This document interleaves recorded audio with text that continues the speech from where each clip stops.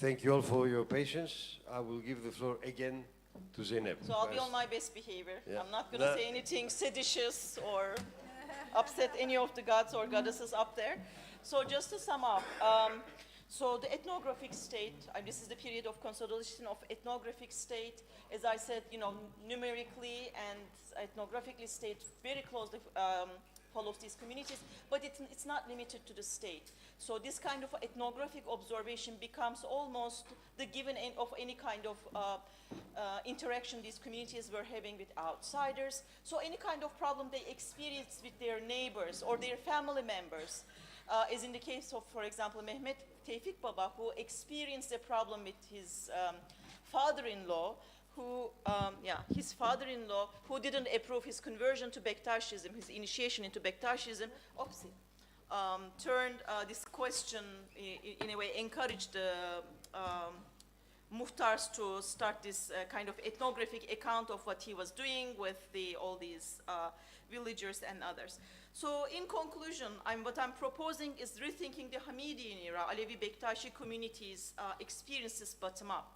So rather than talking about mostly state surveillance, talking about how oppressed these communities were or how persecuted these communities were in this period, let's start talking about the genuine curiosity these communities had about themselves, about their beliefs, their community relations, and in their relation to different kind of Alevi Bektashi tradition. This kind of curiosity, obviously informed by, one of the lines for this curiosity is what happened in 1826, this break point that basically shattered their geography, their understanding, their networks, but it wasn't limited to that. Obviously, this was a reform period that meant new ideas about their relation to the political center, but also the arrival of missionaries. I cannot emphasize how important this was for these rural communities who did not necessarily have first-person contact with these communities, but their Christian neighbors had. And through interactions with their Christian communities, some of these ideas trickled down to these communities with which they engaged in the way they preferred to do so.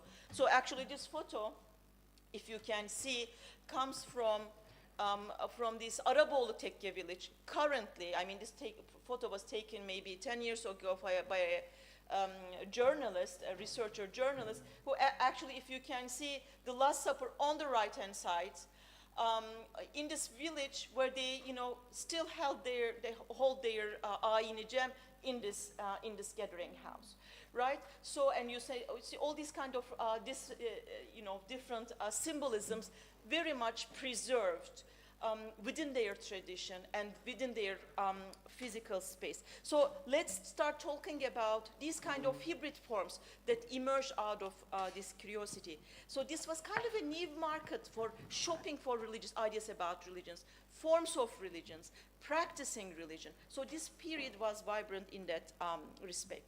So another thing that I would like to draw attention to is, when we talk about this period as a persecution, it's very unlikely to think of this period also a period of expansion for these communities. What these stories tell us is this period was quite interesting. There was also a period of expansion.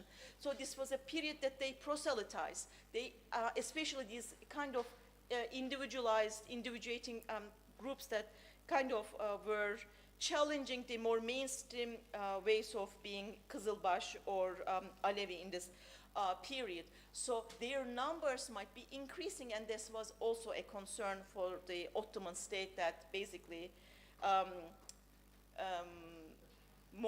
made more emphasize ethnographically surveilling these communities.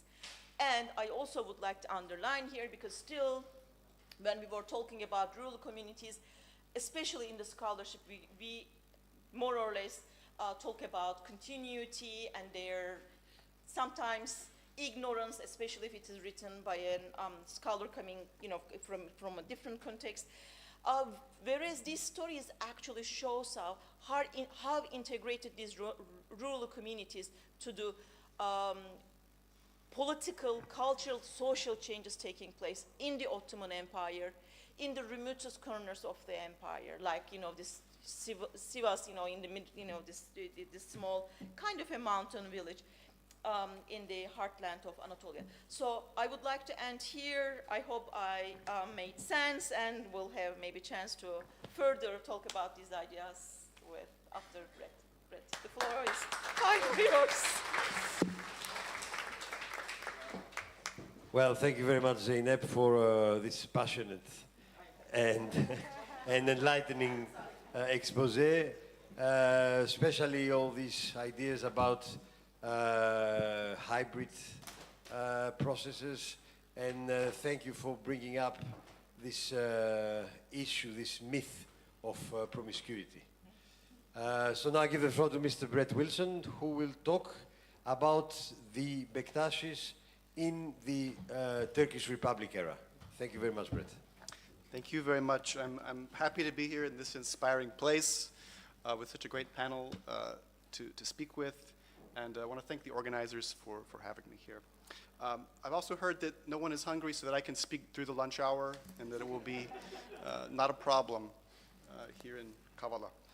So today I want to talk a little bit about the actual buildings and the actual possessions that Sufi communities, Bektashi communities, Alevi communities had, and what happened to them with the emergence of the nation state. And I've spent the last week in Greece and have developed a highly superficial knowledge of situation in Greece, which seems to me to have a lot of similarities. Based upon what Konstantinos presented yesterday and also what I've read from Yorgos Mavromatis, I see some interesting similarities about how politics, about how property laws, how the treatment of religious communities appears very similar. So I'd be curious to hear your thoughts about this later and to correct all of my misperceptions. So I want to talk about this context. What does it mean for Bektashi lodges to become part of Turkish national culture or Turkish heritage?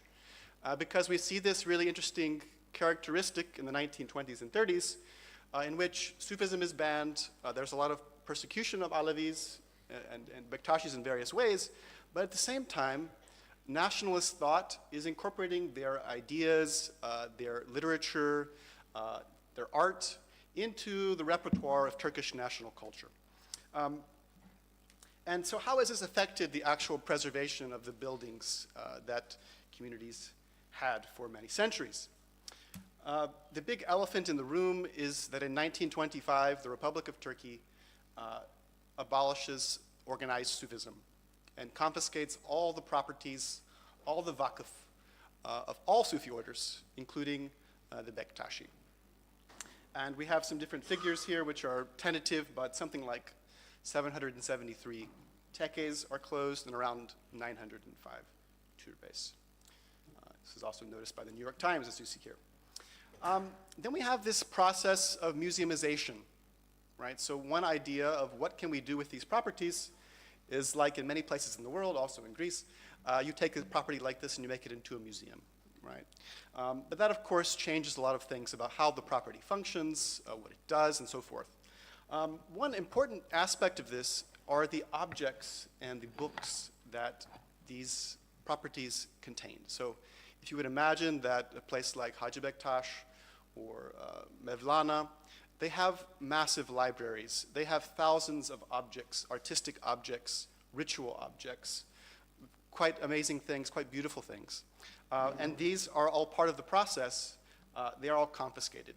Objects with artistic and historical value were removed from the lodges and taken to different museums across the country, primarily in the case of Hacı Bektaş to Ankara, but the lodges of Istanbul and other places were taken to regional depots, libraries, regional museums.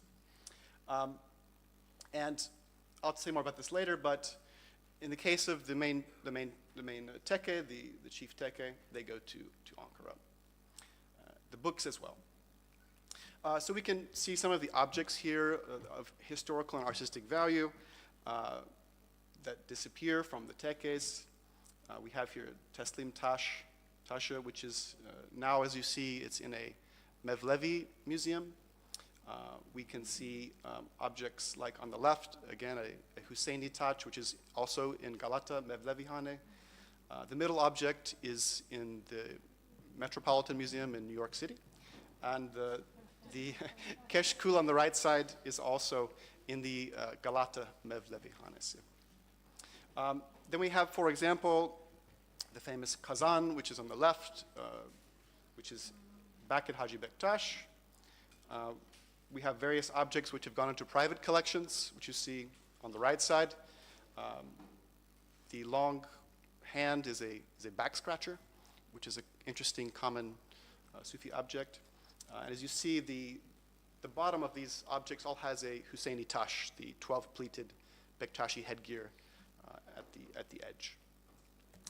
We see also other objects like these taken from Haji Bektash to other museums. So these ended up in the museum in Konya. So there's this interesting kind of confiscation process, but also leads to Bektashi objects being in many different types of places. And around 10,000 objects in total are collected around the country. The Ankara Museum receives about half of them. And of the 4,600 objects in Ankara, about 1/5 of them come from Haji Bektash complex alone in central Anatolia. And as you can imagine, most of these objects were never exhibited. They simply were stored in depots. And oftentimes, the museums didn't really know what to do with them. For primarily, Turkish museums were trained to take care of objects from antiquity. And all of a sudden, they are inundated with thousands of objects from Sufi tekkes that were just yesterday open and were being used. And they didn't quite know how to deal with a lot of these objects. Now, in terms of confiscation process, I tend to see museumization as one that's somewhat hostile to Sufi communities, right? You take their things, you put them in a museum out of their natural context, and they're kind of, in a way, they're kind of dead, right? They're historical objects. They're objects of culture. They're not for practicing religion anymore. And they look awkward also to people who go and see them there. I want to talk in the second half here about museumization in a bit of a different light, which is museumization as preservation. Okay, so this is another part of the story. And in the case of, for example, the Mevlevi Lodge, Chief Lodge in Konya, we see that in 1926, immediately after the closure of the tekkes, it's made into a museum. And it experiences a very different kind of museumization than Haji Bektash. It preserves all of its objects in the original place, whereas Haji Bektash lost everything, basically. And this was seen by people who were sympathetic to Mevlevi Sufis and to preservation of the site as being the proper way to do it. Keep it there. Keep it as an entity, a whole entity. Haji Bektash, as I said before, was treated very differently. In the case of Konya, the building is very well preserved. It's renovated at that time. The roofs are all fixed, and so on and so forth. Everything is in good condition. Haji Bektash has a very different trajectory. So in 1925, the site is made into an agricultural school, right? And it's a very awkward mix to make a pilgrimage site and a large Sufi tekke into a kind of school. And what it means is that some of the buildings are used and some of them aren't used, and many of them fall into very, very bad condition very quickly. So we can see pictures from the architect, a very famous Turkish architect taken in 1940, that the buildings are really quite dilapidated. There's grass growing on the roofs. The walls are falling down. You can see that in place of the lead coverings, which as you see here at the Imaret, all the buildings are covered in lead, which is the Ottoman way of doing it. Here we have just simple terracotta tiles put on top, which is just a stopgap measure to prevent something immediately from happening, but it's definitely less than ideal. You have kind of a whole garden growing on top of the roof here. The roots, of course, go into the building and they destroy it rather quickly. Some of the buildings are completely lost by 1940. When this architect was there and he was planning to do hopefully to do a renovation. First, they were just taking kind of sketches and organizing what should be rebuilt someday if they get the money to or the political will to do it. But at this point, you can see some of the structures have no roofs or very, very bad condition. The interior walls are completely moist. The decorations, and again, you see here's the roof of the turbe of Haji Bektash. completely covered in these tiles, which make it look like almost like a village house, right? This is not the proper maintenance for a major Ottoman site. But Hacı Bektaş, in a sense, is saved by, again, museumization. And oops, my thing there. This is one of the entrances to the Kırklar Meydanı. And in 1965, the site is made into a museum. And at the first day, the opening of the museum and the opening of the türbe, 15,000 people show up to visit the museum. I think it's the best day in the history of Turkish museums ever, that 15,000 people arrived to see the site. And of course, that was because it was also a site of religious significance. People came to visit Hacı Bektaş. This also meant that Hacı Bektaş was able to regain the vast majority of its objects from Ankara. In fact, this list here, which I was able to find in the archives, and it's been worked on by some others as well, it actually lists more objects than were taken originally. So I don't know how that's possible, but they found some new objects along the way. And it's very detailed. Every kind of ritual object, fabric, chandeliers, candelabras, all kinds of amazing things, come back to the complex in 1965. And as it's a national museum, it remains well maintained until this very day. Of course, this wasn't the case for most Bektashi lodges, and I'm going to talk about some other examples in a minute here. Another example, which was mentioned earlier by Gülay, was the Seyit Gazi complex near Eskişehir. And this was actually the largest pilgrimage center of Western Anatolia of its time. As you can see, it has the appearance of a kind of castle on a hill above a town. It's quite imposing, and it's actually in some ways bigger than Hacı Bektaş. It became a Bektashi site either in the 17th or 18th centuries. I've seen different accounts of that. But by the early 20th century, it was also becoming quite damaged and quite, oops.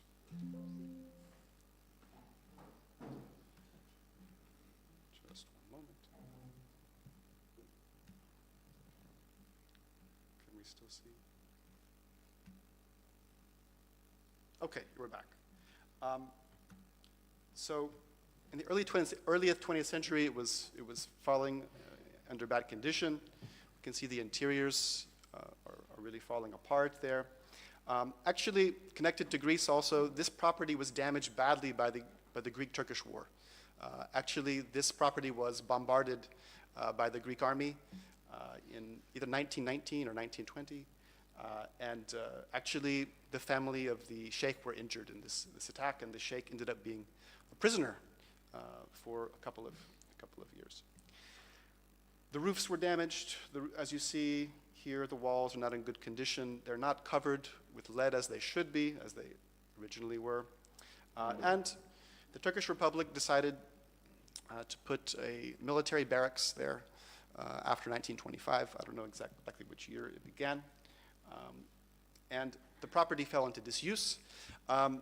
It was saved again by the place of Bektashis in Turkish national thought, and that was in the 1950s when the state decided to reopen the tombs of the so-called Great Turks.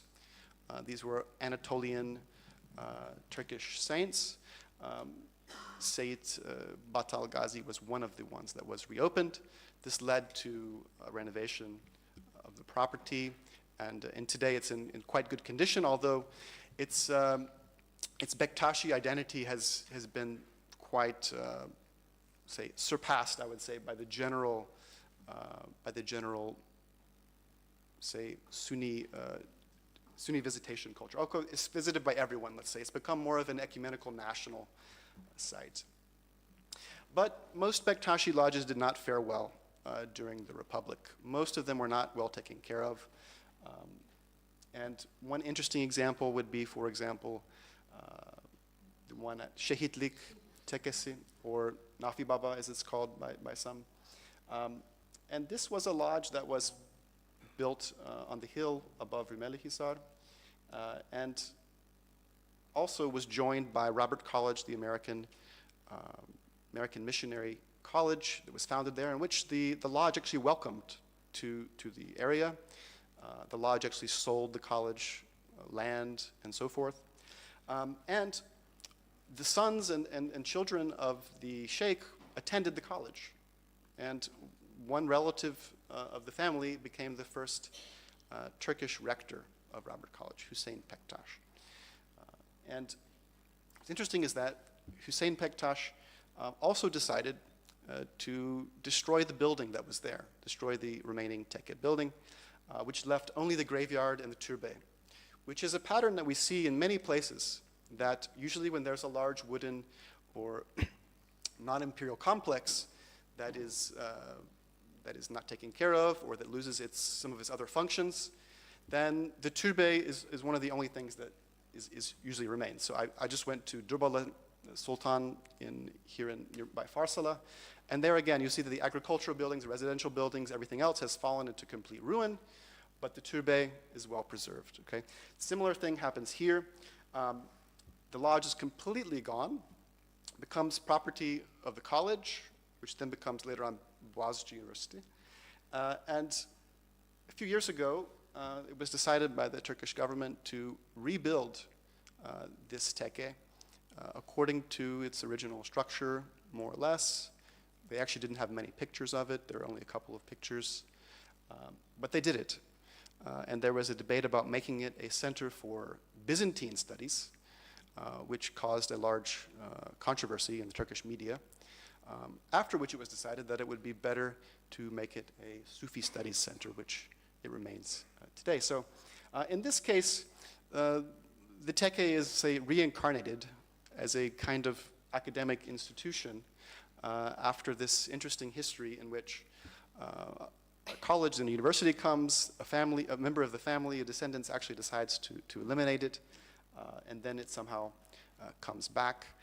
There are many examples like this. Gülay also mentioned the Çamlıca Tahir Baba tekke. There is left only the graves, nothing else, and I think it has zero chance of ever being reconstructed as this was. And there are, of course, dozens and perhaps even hundreds of examples like this throughout Turkey. So, in conclusion, I think there's not one explanation for why Bektashi tekkes have been well preserved or not well preserved. On the one hand, you have many that were, say, saved by their location in the Turkish national discourse and thought about what Bektashis were within Turkish culture. On the other hand, you have many that were lost because, like many tekkes we see also here in Greece, they lost their revenues from agriculture or from a vakf from the state. They were not able to keep up the properties, and eventually the people move out and the properties are destroyed. So I think I'll just leave it at that, and I look forward to discussing with you more. Thank you.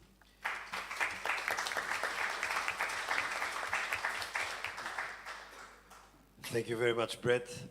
These concepts of museization and of reincarnation of the tekkes are really fascinating. So thank you very much again. So the floor is open for questions. Όποιος θέλει να κάνει κάποια ερώτηση, παρακαλώ σηκώνει το χέρι του.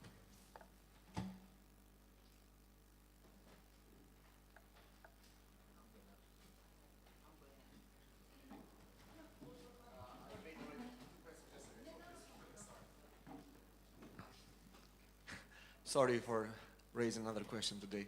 I was wondering whether were any examples of solidarity among the Sufi orders when one order was persecuted by the state, whether the other order expressed some sorrow about it, or they just saw it as an opportunity to claim property and to gain more influence in society. This would be one question. And the second question about the spaces. From my limited knowledge, I do know that in Islam it is not allowed to dig out, remove a body from a grave. So what happened with the relics, with the bones in these places? They were just abandoned there or taken out and thrown away somewhere? Thank you. First question You is. are going to answer or? Okay, sure. Okay, sure. Okay. My question refers to Brett Oja. First of all, to thank the organizing committee and Vangelis personally for organizing this STEM event in a rural town. We don't have many opportunities. Actually, I'm living in near Karavali, a place, let's say 10 kilometers from here. And at the present, we are hosting a committee from Konya municipality about the restoration of some monuments, religious monuments. 1 month ago, at the end of September, there was a similar committee from the Kayseri Büyükşehir municipality, metropolitan municipality. My question to Brent is, and it was really very strange for us, I mean, very pro-Islamist mayors in a very, let's say, conservative municipalities to have so much interest in restoration of different religious, let's say, monuments. Having the comparison in the Republican era, the strong Kemalist, let's say, secular attitude, can you see any difference in the protection of Alevi and Bektashis monuments in the last 20 years from the AKP government, or let's say from the religious point of view?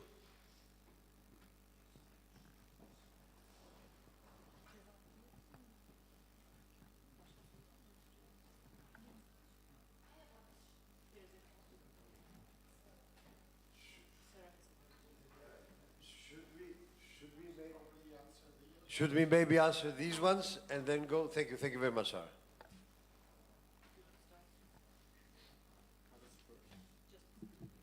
Oh, yeah. Okay. Can you hear me? Okay. To the first question. Well, after 1826, the Sufi sheikhs were asked by the state about their, let's say, opinion about the Bektashis, and they avoided certain direct answer. And they just said, okay, we don't know about their states, so we don't want to get involved. So that was basically the, let's say, official statement of the leaders of Sufi orders immediately after 1826. But in the direct interaction, we know some examples where they were supported by other Sufi orders. But generally speaking, I mean, of course, it has changed over the period of time, but there were some solidarities, but rather on a direct interaction and less on a, let's say, performative or public, yeah. But I think Zainab also. Very shortly, mine were not, I mean, the two were not Sufi orders. They were basically local Christian Kızılbaş communities, particularly in the case of Prots, who were, seen again very on pejorative terms by the surrounding Kızılbaş communities. Actually, it's claimed that one of the first informants about these communities that basically brought them to the attention of the state was the other Kızılbaş communities, because they were very bothered by the idea of, for example, private property completely, demolished among them. So these kind of radical ideas were not very much appreciated by them, seeing as, possibly dangerous consequences for the other ones as well, seditious ideas. So in that case, you don't really see the solidarity, but to the, completely the opposite.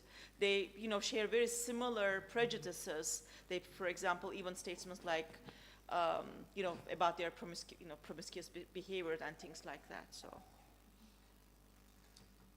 Just a small note. I think it's the tombstones that are destroyed, not the bones. They didn't touch the bones. But the tombstones were destroyed in most of the cemeteries. The same goes for the Janissaries, for example. We have very few tombstones left from the Janissaries. That I'm not sure, no, yeah. Yeah, maybe. In many places, they did. So They did, Gülay is right that what's interesting, if you go around different mosques and tekkes in Istanbul, you'll see that they have the headstones of people from different Sufi orders. Yeah. They're very mixed.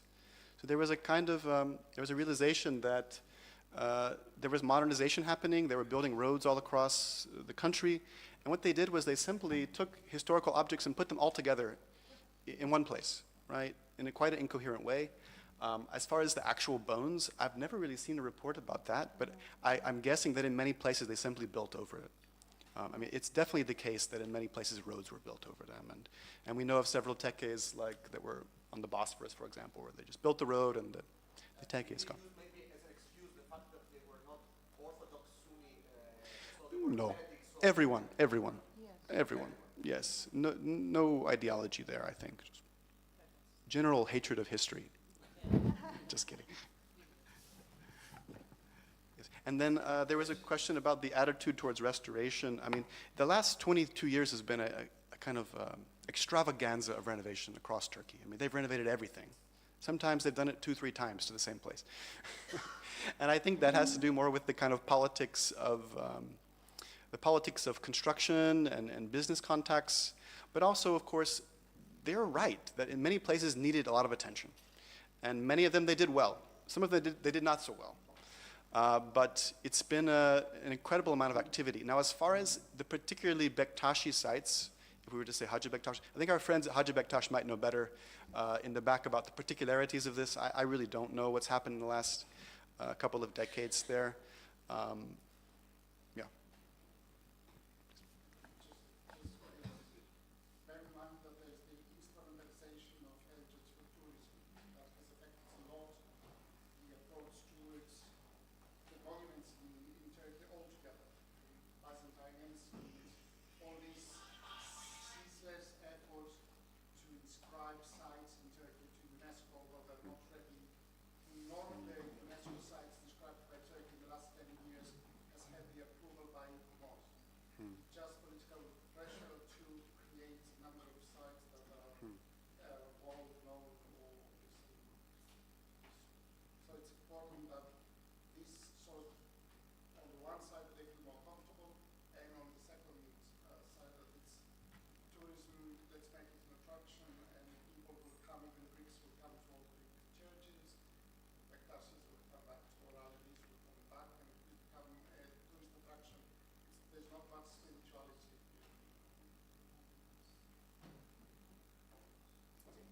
Thank you very much.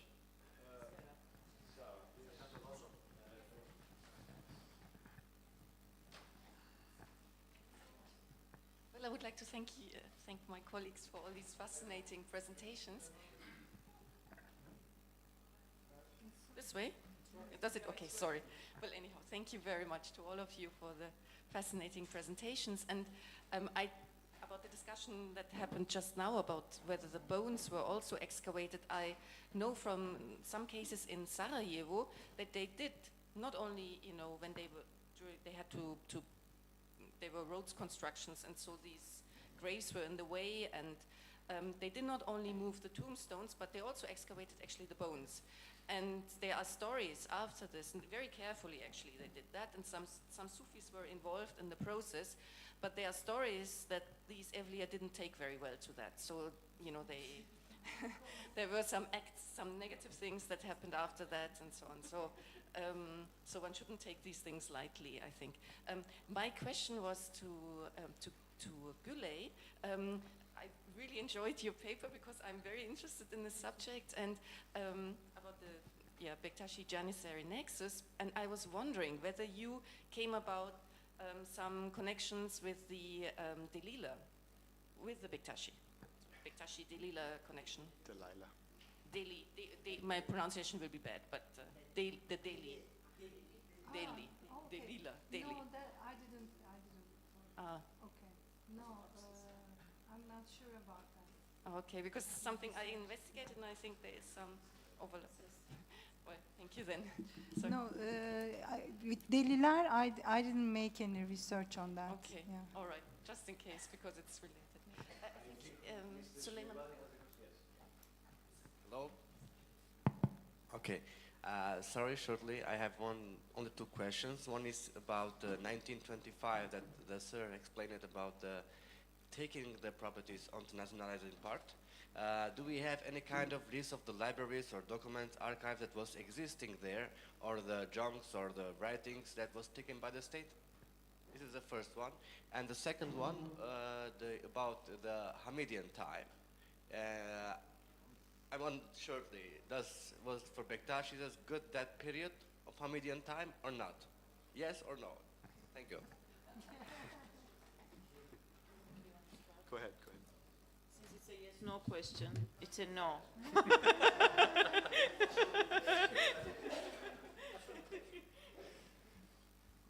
So many, I mean, these decades had many books and many registers, so yes, there's a lot of material. Some of it's in the Ottoman archives, some of it's been published, so yeah, there's quite a bit. Thank you very much. Any more questions? So I'll ask one to Jem. You explained about this oscillation between conformism, non-conformism. Did that have any impact on the religious practice, on the ceremonial, or not? And if there was, can you give us just one example? Thank you very much. Yeah, many thanks for this really important question. Of course, it's different for us to reconstruct the actual liturgical practices. We only can rely on the Adkan-names, and there are attempts during the Hamidian period where let's call them conformist Bektashis try to rewrite the Adkan-name and to let's say implement a Sunnah or Sharia compliant Adkan-name, but it wasn't finished. So there were attempts in this regard to also have the ritual practices in accordance with Sunni interpretations of Islam. But at least I don't know whether or not they were implemented. Thank you very much. Can I say something? Jem has just published his first book, right? First words, and it's available in Turkish and German. Yeah. It's really highly recommended, especially in response to your question, Okay. because I learned a lot about those from his book. So Thank for you very those of much. you who read- That's great. Well, thank you all for this very, very interesting, inspiring panel. And we can go to the next panel now. Thank you, all of you. Thank you.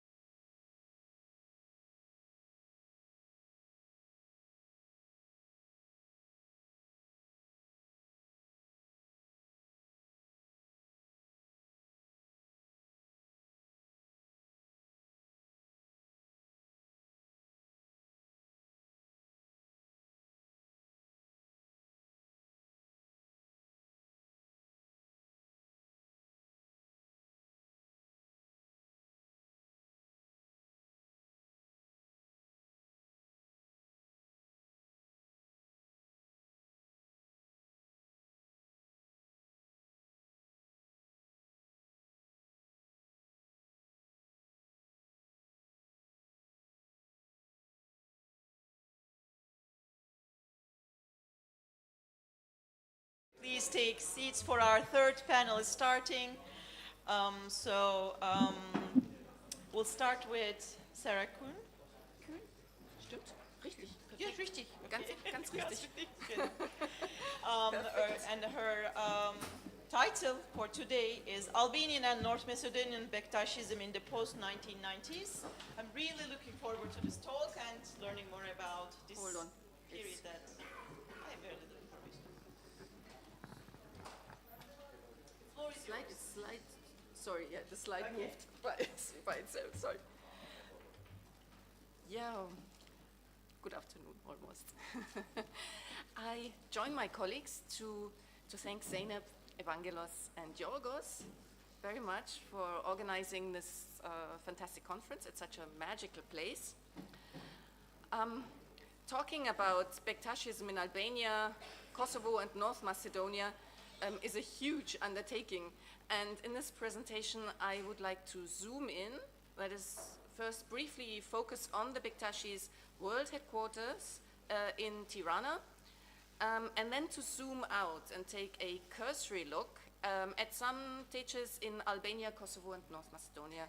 And in doing so, I draw on ethnographic fieldwork conducted in Albania, North Macedonia, and the Kosovo from 2011 to 2013, and in the summer of 2019. I apologize in advance, I will take more than 20 minutes, but in exchange, I will show a lot of images. It's okay. And I hope you will bear with me. What we see here are the world headquarters, or the Krigishat in Tirana. It's a rectangular concrete building which houses, thank you, the Sufi Lodge, or Teche, which includes the main Bektashi ritual hall, or Meydan. And it's flanked by, on either side, on one side by a guest house, and on the other by the tombs of the turbas of the charismatic Bektashi authorities. And this photograph was taken on an important Bektashi holiday, Sultan Nevruz, on the 22nd of March, which is a public holiday in Albania since 1996 to commemorate the New Year and the birthday of Imam Ali.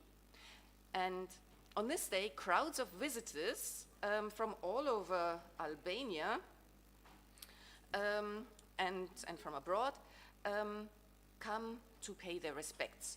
And these are days of intense diplomatic activity of the Dede Baba Haji Edmond Brahimaj, the world leader of the Albanian Bektashi since 2011, and he receives dignitaries, foreign diplomats, and religious and political leaders from around the world. While access to the Meydan is reserved for the initiated members, the room where important outside visitors are officially received offers some insight into crucial cornerstones of the Bektashi, Albanian Bektashi strategic positioning. The room is dominated by 4 large, previously unpublished, oil paintings that express fundamental ideas of Bektashism and signal post and present political so-called alliances. I discussed these in a paper that will hopefully be published later this year in an edited volume entitled Beyond Kavala, which is published by Brill. So upon entering, the visitor's eye is immediately drawn to a large oil painting. So some more visitors. That depicts the 5 members of the Prophet Muhammad's household, the Ehli Bayt, and it was painted by one Ahmed Sultan and is dated to 1711. Devotion to the Ehli Bayt, and especially to Ali, the first Shia Imam, as well as upholding the rights of the Holy Family to the religious and political leadership of the Muslim community, is therefore central to the Bektashi and Shia creeds. The prominent positioning of the painting brings to mind the pilgrimages of the Dede Baba. I'll show you in greater detail. Affectionately known, the Dede Baba is affectionately known as Baba Mondi, 2 holy Shia sites in Iraq. And the first official visit to these holy sites in the post-communist era took place in 2011, just after Baba Mondi's election to the post, and followed by a second visit in 2014 and a third in 2019 to, quote, drink from the abundant sources of the Ehli Beit or of Ehli Beit, unquote, and this reference was published in Urtesia, the journal of the Albanian Bektashi. These visits not only indicate a rapprochement between the Albanian Bektashis and Shia clerical authorities in Iraq, but also reflect the identification of the Albanian Bektashi community with Shia teachings. And as Baba Mondi stated in a 2019 interview, the Albanian Bektashi identify with the Alevi, of course, but he also associates the Albanian Bektashi with antinomian dervish groups characterized by extremist Shia beliefs, singling out the Kalandars, the Jalalis, and the Nimatulais. And at the same time, he underscored the importance of the teachings of the Quran and the guidance of the Prophet Muhammad for the Bektashi community. By choosing to display the Ehli Beit painting in the reception room, the Albanian Bektashi not only expressed their devotion to the Holy Family, but also their association with all those who love the Holy Family. And by facilitating the creation of a shared belief with the global Shia Muslim world and the formulation of a communal identity, the representation acquires both a socio-religious and political significance. Baba Mondi's pilgrimages to Iraq reflect the official Albanian Bektashi adherence to the Jafari Twelver school, named after the sixth Imam Jafar Sadiq. So beyond the devotion to the Holy Family, a choice of the central painting that we see here in the reception room, it also alludes to the fact that in 1921, 1 year after the establishment of an Albanian state, the independence of the Bektashi order from the Sunni community was declared. And after the headquarters of the Bektashi order, the tekke of Haji Bektash, the Pir Evi in Haji Bektash, were closed by Republican Turkey in 1925. The then head of the order, Salih Niazi Dede Baba, himself of Albanian origin, moved to Albania and established the Krigishata in Tirana. And the Albanian parliament approved the statute of the Albanian Bektashi community in 1930, and Albanian became the official language of the order. Next to the painting of the Ehli Beit, the visitor encounters another large oil painting dated 1853. And this painting depicts a narrative that has played a significant role in the Bektashi religious experience throughout the centuries and across cultural contexts. And it represents the viewer with two rival Sufi world models. On the left is the time-honored representation of the Lion Rider, which was discussed by Zeynep Aydoğan yesterday, and which we all know from Martin van Brunnesen's article on the subject. So on the left, the Lion Rider holding a snake as a whip and a pair of snakes as rein, and on the right, facing the rider, two kneeling figures mount a large rock, and the inscriptions identify the Lion Rider as Karaca Ahmet Sultan, and the central figure on the rock as Haji Bektashvili and his companion Sari Ismail Sultan. So at first glance, the painting seems to depict the ancient miracle of mastering animals, surpassed by the even more impressive feat of giving life to an inanimate medium, a wall or a rock. And Karaca Ahmet's challenge to his rival Haji Bektash to this miracle contest found its way into the Bektashi hagiographies, as we all know, and this contest was of course won by Haji Bektash's ability to move a rock. So, but on closer inspection, the painting is actually about harmony. The white dove, which is quite small there, but you will be able to make it out, the white dove on the top there in the painting is a representation of Haji Bektash, the victor of the battle, that descends on both protagonists. And this visual trope reminds the informed viewer that in order to escape persecution by the Ottoman authorities, antinomian religious groups, most of them characterized by controversial Shia beliefs, sought refuge under the Bektashi banner in the 16th and 17th centuries. The painter thus portrays two depictions of two different world models in harmony. with each other and united by Hagi Bektash, who metonymically stands for the Bektashi community as a whole. So a third painting, dated 1844, depicts Caucasus Abdal, flanked on either side by animals, and Caucasus is known to have been an Abdal of Rum, a Kalandar dervish community that developed in Ottoman Anatolia in the second half of the 14th century. And Ahmed Yasha Ochak goes as far as to claim that it was the itinerant Abdals of Rum who, quote, gave birth to the Bektashis, unquote. That is, their teachings had a lasting influence on the Bektashis long after they had been incorporated into this mystical community. And the reason why Caucasus is depicted with animals is to be found in his poetry, and he was the first Abdal to produce important literary works. And when we discussed this painting, Babamondi also referred to Caucasus' allusion to the theory of the perfected human being, the Insan al-Kamil, an idea central to Bektashi teachings, and there's of course no better person to explore these mystical teachings than Marc Soilot, who will do so in the next panel. We come to the fourth painting in the reception room, which bears an inscription informing us that the painting represents Asim Dede, the post-Nishin, that is the one who sits on the animal skin of the Derga or Tekke in Ergiri, in modern-day Girocastra. Asim Baba, who was trained in the Pir Evin Hagi Bektash, was sent to the Balkans to spread Bektashism. And that was in the late 18th century. He was the first Bektashi Baba who was also a Sayyid.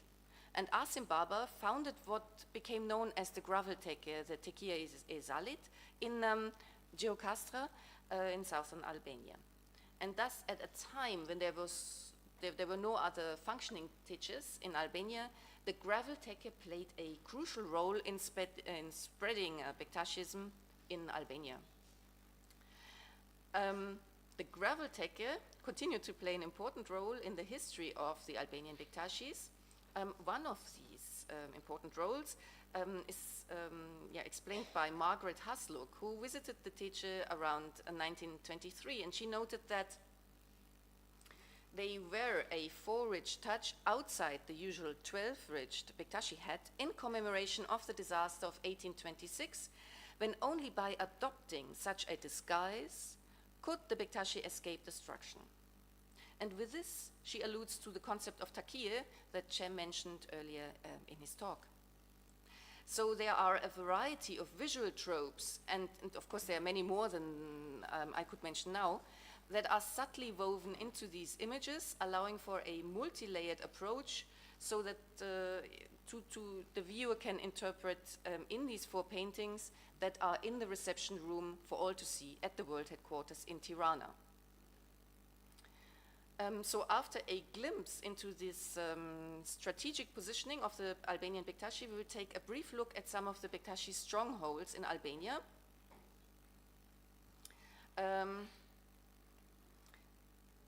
Which are subdivided in Kruja, the Kruja region, Flora region, Elbasan, Scrapa, Korça, and Girocastra, before moving on to the Kosovo and North Macedonia. So I would like to show some impressions of Kruja, the city of the 366 saints' tombs, as it is known, and the teacher of Balem Effendi, which is located in a residential area. You really have to kind of find it in Kruja. And in this teacher, so you have apartment blocks all around, and it's kind of in a garden, almost like in a courtyard in between. And the interior is really lovingly decorated, and I witnessed, lots of people from these residential areas visiting the teacher, and one of the ladies who visited the teacher, she was also paying her respects to the sacred tree in this compound.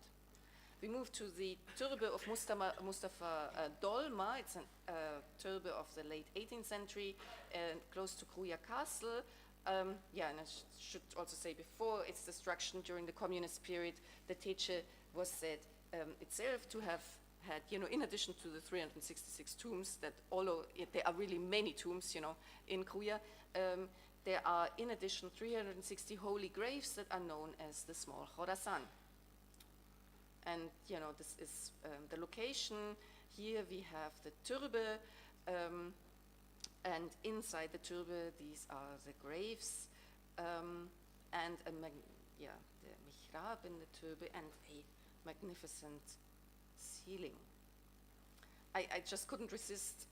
I had to include this, even though not so, important really in that sense, but still there are also Bektashi shrines in trees, and here this large tree, sacred tree here, is the site of regular rituals. I mean, there, you can see some wax and the remnants of where the candles have been lit and so on. And we moved to the turbe and the cave of Sare Saltok on Mount Kruja. Is my favorite saint of all times, one of the most important saints in the Bektashi, among the Bektashi saints. And here we are, here is the location of his cave and turbe.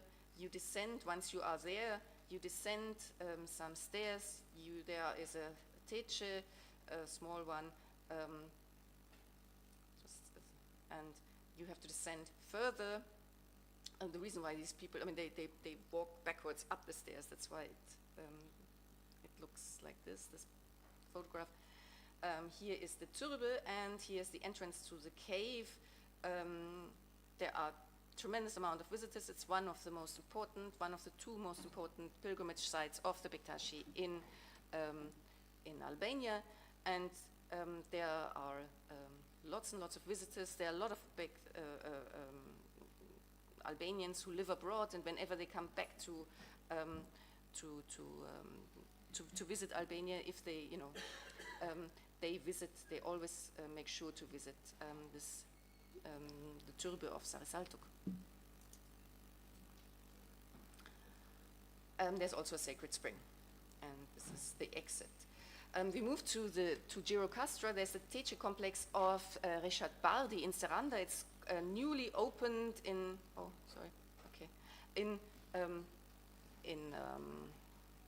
2012. Here we see Reshad Bardi while the construction site in the center, while the construction site was ongoing.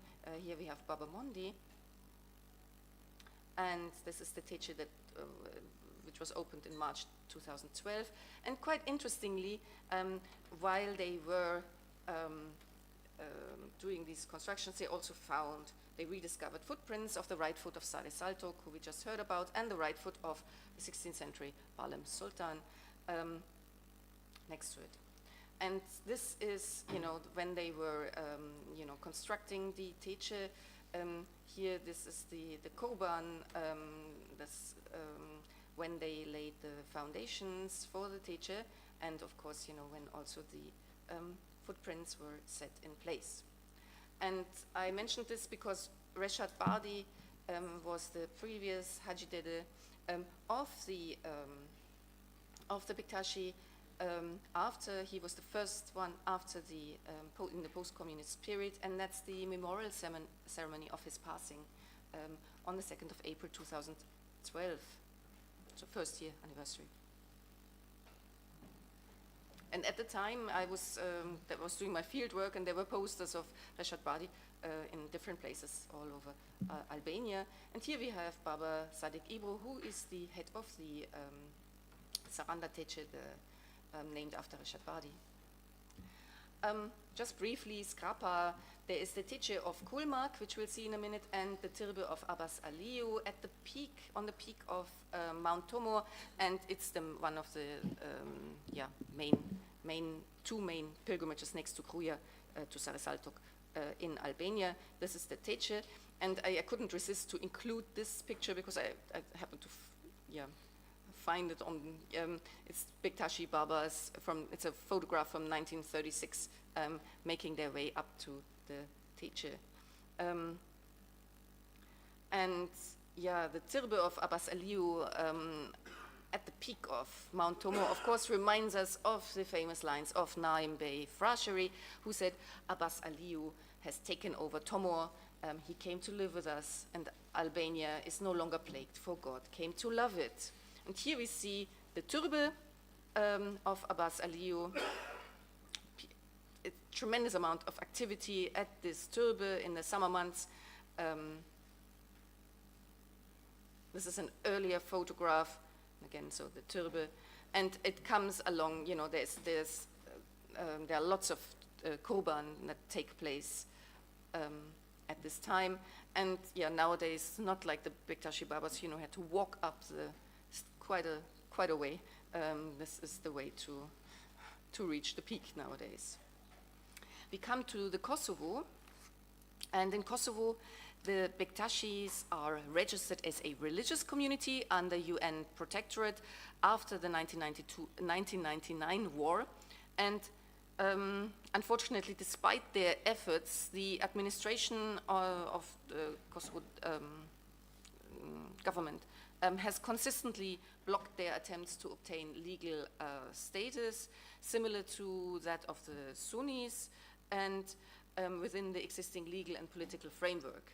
And I'll just show you the Teche, which was newly reconstructed after, on the 7th of May, the Bektashi Teche was attacked by the Serbian army. It was burnt to the ground then.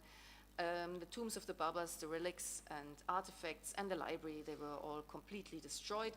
And after the war in Kosovo, the Teche was then rebuilt in 2007 with the help of the government, the Kosovo government, and income from the Bektashi Teche of Jakova, private funding. And here we see Baba Mumin Lama. He was my favorite Lama, Baba, not Lama, Baba. That's a Freudian slip. He was like a Lama too. And here we see the Maidan of the, you know, the reconstructed Teche, of course, the reconstructed turbe, and Baba Mumin Lama passed away sadly in the 26th of January 2021. And I was incredibly sad when I heard those news. Yeah, at the time, that's a photograph of his funeral. We come to North Macedonia, and North Macedonia is a completely different, has a completely different setup because there is an ethnic divide in the Bektashi community between Albanians and the Albanian community and the Turkish community in the Bektashi community. And the Albanians, they tend to look towards the Bektashi World Center in Tirana, while the Balkan Turks, they look to the Dede Baba in Izmir. And these are these internal divisions between the or within the Albanian and Turkish communities. They are aggravated by incredibly complex legal, political, and social conditions facing the Bektashi. I'll show this on the example of the Harabati Baba Tekke. It's the largest and best preserved historical teche in the Western Balkans, and it was actively used by the Bektashi until 1945. And this complex was confiscated and nationalized by communist Yugoslavia and then turned into a hotel and leisure complex in the 1960s. And one would expect it to be returned, you know, in the early 1990s to the Bektashis. But because a legal loophole, the Macedonian state has blocked the restitution efforts of the religious community of the Bektashi with administrative obstacles. And this problem has had a fatal effect on the Bektashi there.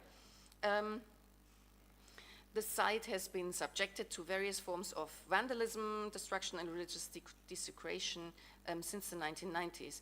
And this teche is overseen by Dervish Abdul Muttalib Bekiri. He's really a saint, one has to say, because he has been holding the fort in this very, very difficult situation. I'll explain a bit more about it, and also I will be coming to the end just to say. But it's a huge, it's an amazing complex, and these are the quarters where the Dervish Muttalib is residing. This is a photograph taken in 2011, and this is just to show it's not so much different in 2019. And yeah, this is the central turbe, which has been damaged by a fire several times, starting in 1992, and it has not yet been restored due to financial restraints. And here we see my friend Elisabeta Koneska, who is with us. She came from Skopje, and Elisabeta is the actual specialist on the situation of the Bektashis in Macedonia. We'll talk about this with her later in greater detail.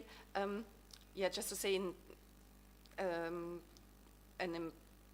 since the situation was bad since the early 1990s, but in August 2002, a part of the site and the building were illegally occupied by radical Sunni Wahhabi groups, and they used armed force. And this partial takeover of the Harabati Tekke, of the complex, took place with the apparent support of the Islamic religious community of Macedonia, with the Wahhabis, who subsequently declared themselves the official representatives on the site, and they since then have been using various structures on the site as for their activities. And for instance, they converted what we see here, the Kubeli Meydan, into converted, of course in inverted commas, into a mosque, a particularly symbolic act of power demonstration and humiliation of the Bektashi. They installed loudspeaker system for the public call to prayer, and it's it's aggressively loud actually when you are there. Here we see the entrance to the, what has been converted into a mosque. And so with the help of the, I will maybe go back to the mosque to show you what the Meydan looked like, because they also installed a concrete mihrab into the Meydan. And so with the help of the Bektashi World Center in Tirana, the Macedonian Bektashi community sued the Macedonian government for failing to legally return the property to the Bektashi community in accordance with the law on restitution. However, the state continued to allow the Wahhabi actors in the Harabati Tekke to operate freely, and as a result, the area has become a lawless zone, which has emboldened the Sunni occupiers, who are vastly superior in numbers, in their hostile and arbitrary actions against the Bektashi. And the Islamic community also does not approve of Bektashi activities on the site, such as burial of members of the order. And it's just one of many things, but it's a very essential one. And there's also, because of the lack of funds, the historical buildings, they are amazing, really. And the shrines in the Bektashi-controlled area, they are crumbling, and it's very difficult for them to do any restoration works. And just very, very briefly, we move on to Kičevo, just to show you this site, the Hadababa Tekke in Kičevo, during construction. Here we have Eyüp Rakibi Baba in the Meydan, and I'm showing this because this community is more closely associated with the Turkish Bektashi community under Haydar Ercan Dede Baba, then not close with Tirana. Here we see the Meydan of this community, and here we see kind of the back of this turbe, of the turbe and the teche and tekke. And close to that, there is, not too far from Kičevo, there is a shared sacred site that Elisabeta Koneska has been doing really important documentary about, because we talked yesterday, or we heard about shared sacred sites. And she has also been doing important fieldwork on another completely independent community in Kanatlatz. It's the Turkish-speaking community. They have no affiliation with either Izmir or Tirana, and hers is the most important research on that. And there are fantastic documentaries on these subjects. And just to finish, just half a second for this, an important site, which a shared site, which I would like to mention because it falls within, this region, and it's a major, pilgrimage site also for the Bektashis, is the monastery of Sveti Naum on the shores of Lake Ohrid. It's located in North Macedonia, and because pilgrims from the Bektashi and from other pilgrims also, Muslim pilgrims, will come to the monastery of Sveti Naum, and they identify the makam identified as the makam of Sari Salto. And with this, I thank you very much. Sorry. Thank you so much. This was a wonderful presentation. I mean, this was also for me crash course. Sorry. Beautiful With the photos. lama, yeah. And now the floor is open for Yilmaz Kahraman, who's going to talk us about Alevism revival in Europe. Yeah.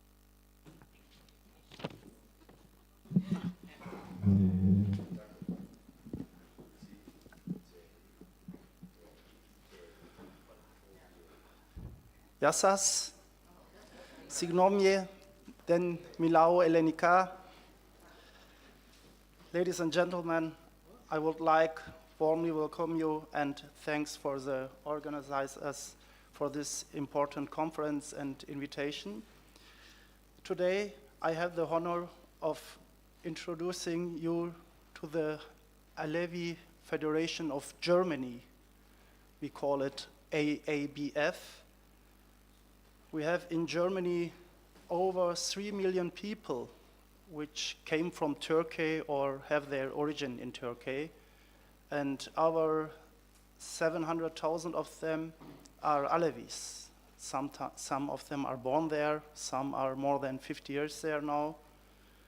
And the Alevis in Germany, they have been organizing themselves in Alevi associations for over 30 years.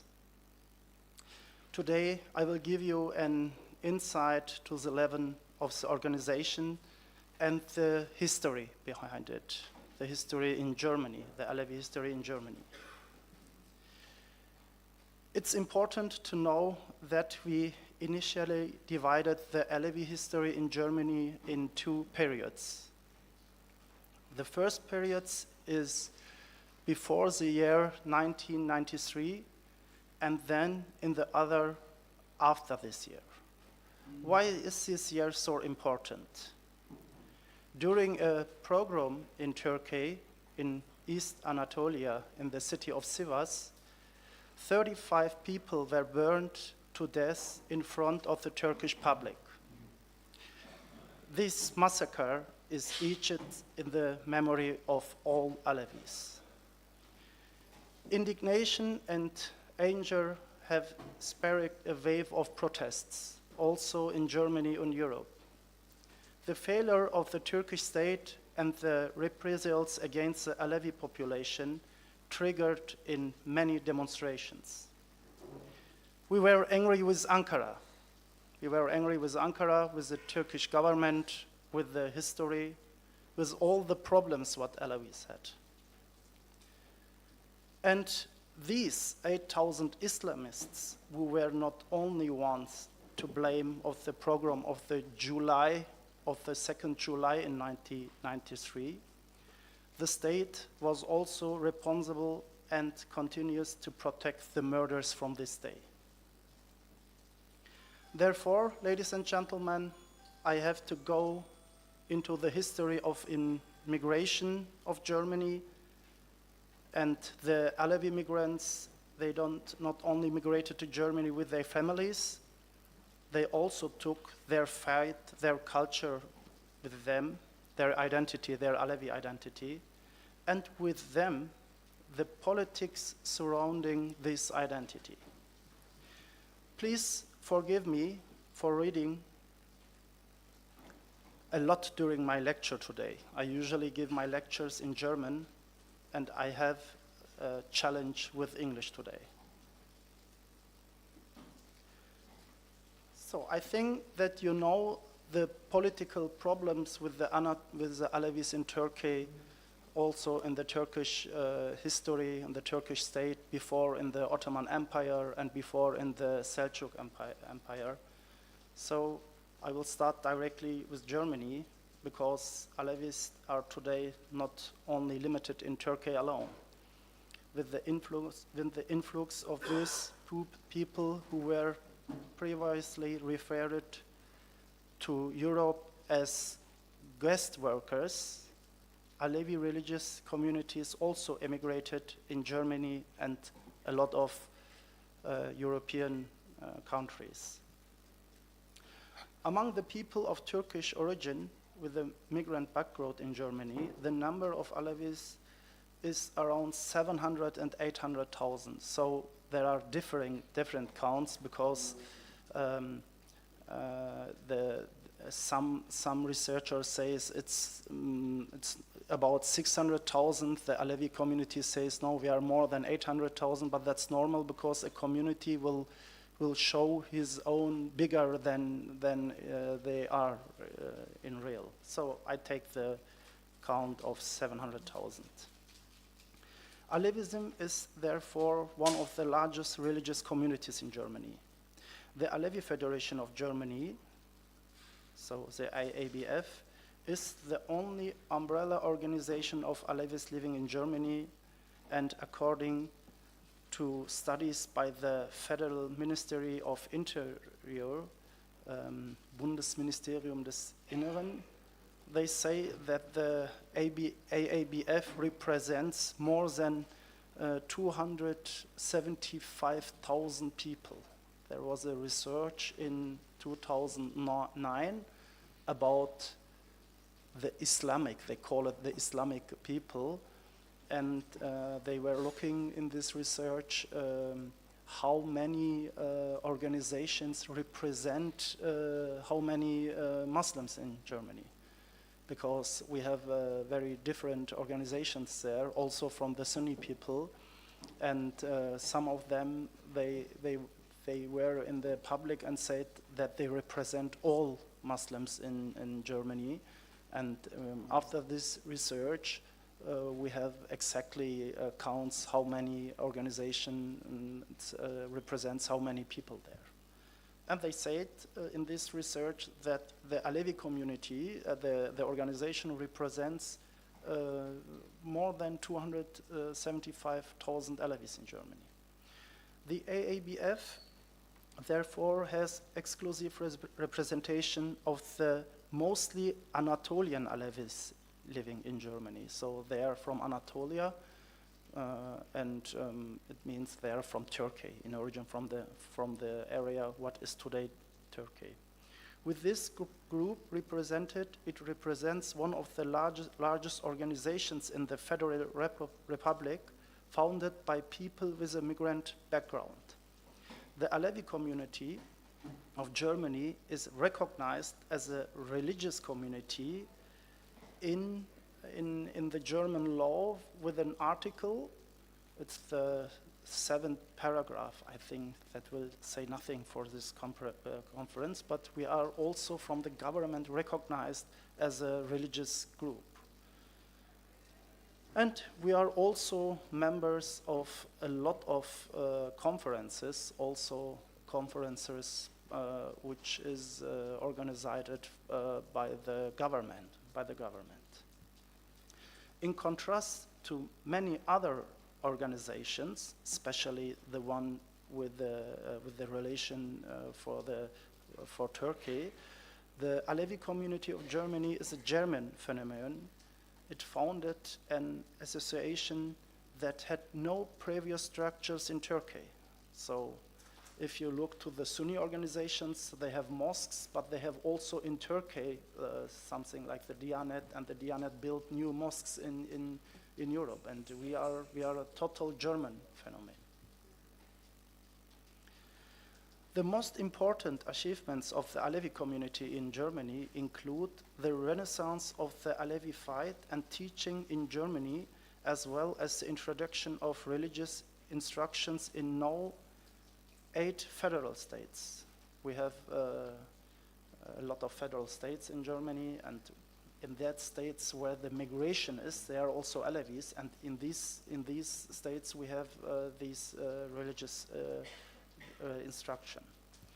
The establishment of the Alevi doctrine in teaching and research at German universities, as well as the recognition of the AABF as a corporation under public law, are most important goals on the association's political agenda. The Alevi community of Germany is also member of the Alevi Union of Europe. We have more than 15 countries in Europe, and they are all in an embracer in a bigger association, which is called Alevi Union Europe. So we have in France, in Belgium, in Holland, and in over 15 countries in Europe. The original areas of responsibility of the AABF includes the revitalization of the Alevism in Germany, writing and publishing Alevi teachings, promote interreligious dialogue and cooperation, advising politics and society, establishment of a culture of commemoration and remembrance, anti-discrimination and human rights education, promoting and affirming democratic raisings, professionalization and qualification of facilities and organization of the immigrant society, and awareness raising, education, public relation work. Until when into the 1980s, they hardly operated in a public as an independent group, neither in Turkey nor in Germany. Those who were Alevi lived out of their faith in secret, or not all, otherwise they would have been exposed to repression by the Sunni authorities and fellow human beings at the Seljuk and Ottoman empires and the Turkish Republic. These included not only discrimination and individual exclusion in everyday life, but also the target destruction of Alevi religious houses, the ojaks, and the religious and cultural literature as well as recruiting programs in Alevi villages. Out of fear and to protect themselves from further persecution, discrimination and expulsion, Alevis did not identify themselves to non-Alevis. Their fight was also often kept secret from their own children, so that they would not to bubble things on at school or in front of other children. The Alevi priests, we call them female Anna and male Dede Pir, also only passed on their rites and customs of the Alevi teachings to their followers in secrets. This behavior is referred in the Turkish as takiye. Takiye means camouflage. So Alevis did not openly identify themselves as such, and sometimes apparently adopted Sunni practice and behavioral measures into order not to attract attention among the Sunni majority population. Even when they emigrated from Turkey to Germany in the 1960s, many Alevis remained attached to the Takiye principle out of fear to being stigmatized again here by the Germans as well as Sunni guest workers. For the Germans, all people of Turkish origin were without distinction Turks, and they were automatically Muslims because they moved from Turkey to Germany, so they looked to their passports and say, okay, they are Turks and Muslims, all of them. The state also did not record immigrants according to ethnic or religious criteria, but rather according to occupation groups and country of origin. The Takiye principle also meant that Alevi organized themselves very late. While some Sunni migrants from Turkey gradually founded mosque associations in Germany, Alevi did not engage in any religious-oriented activities in public. So the Takir was also in Germany for the first 20, 30 years. Instead, they were more likely to participate in political organizations that were largely social democratic or left-wing in nature. But even there, they did not appear explicitly as Alevis. There were only 2 clubs that were founded specifically by Alevis in the Germany at the time, at around the 1970s. The name is Ameleler Birliği and Yurtsevenler Birliği, that are worker associations. However, these organizations did not appear the outside world explicitly as an Alevi organization and initially only had local significance. This public resistance only changed at the end of the 70s with a drastic event. We have to know that in Germany there is a very big Turkish community, so there are transnational affairs to Turkey. So everything what in Turkey happens, there is an influence to Germany, and what in Germany happens, there is also an influence to Turkey, because there is a very big community. In December 1978, hundreds of Alevi were killed in East Anatolia city of Maraş. This program was organized by the supporters of the Turkish Nationalist Party, MHP, Milliyetçi Hareket Partisi. Its members are advocates of the ideology of the Turkish Islamic synthesis, so a radical form from the official doctrine of the country.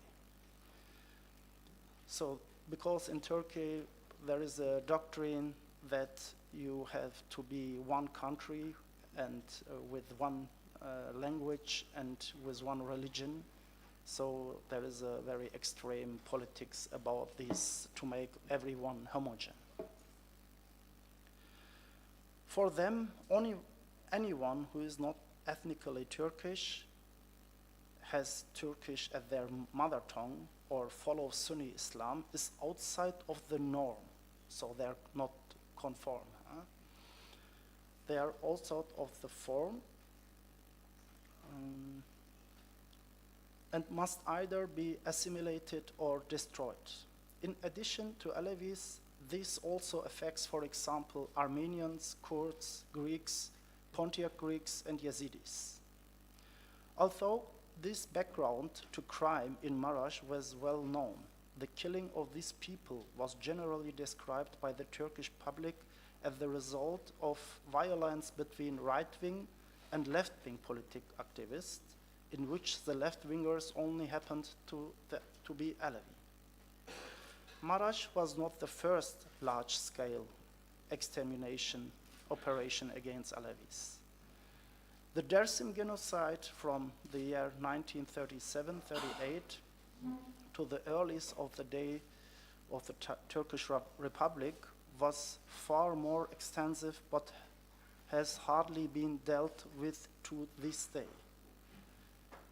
Dersim is a mountainous region in eastern Anatolia, and the Dersim highlands have for centuries provided refuge to people who were persecuted by the system, both religious and politically. The Ottoman Empire and the mountainous Dersim functioned as a castle and offered many Alevi protection from the Ottoman government, which systematically persecuted this religious community. While the Ottomans were never really able to get hold of the people of this region, Atatürk's government set up a plan in 1935 years. Oh, okay. Okay, it's too much. and cleans Dersim. In this context, it should be mentioned that the Armenian genocide in 1915, the Dersim region also provided the safe haven for extermination of estimated 40,000 Armenians. So there are a lot of problems with the history, and by the years, these problems got more because the system changed, but the doctrines didn't change. And when the massacre in Sivas has been in 1993, to this time, the Alevis, they were all lived in this Takia principle. They don't say that they are Alevi. They make everything in secret. And 1993, they were angry. They went out and made demonstrations, and these demonstrations get more and more. And the hour for to be an organization who is in the publicity and this coming out from the Turkey was exactly in this year. After this year, a lot of associations were built in Germany. So if we look to the counts, till 1993, there were about 40 associations in Germany. So they built in the 80s.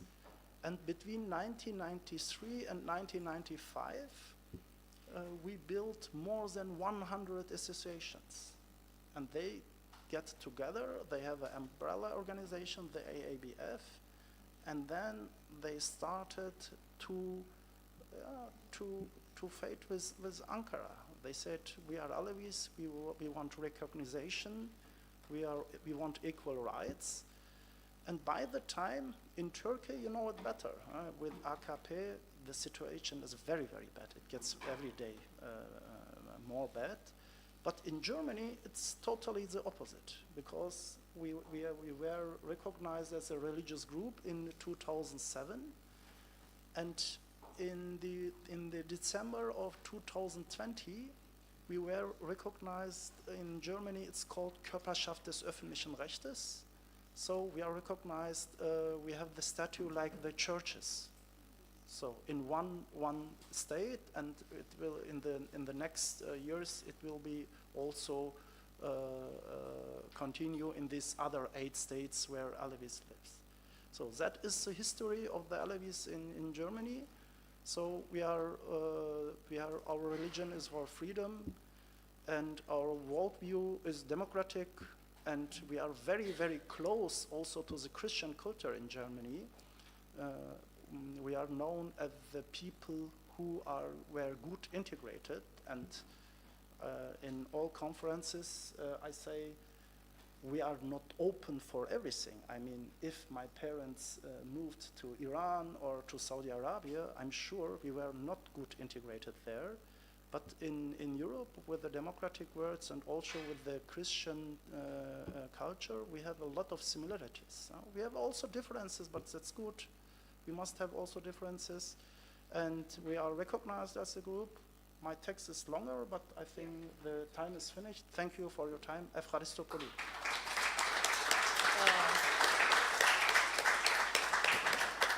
Thank you, Yilmaz, for the talk. Yeah, I think I'll have to unseat you both. Yeah, we'll do that. Oh, take the questions now?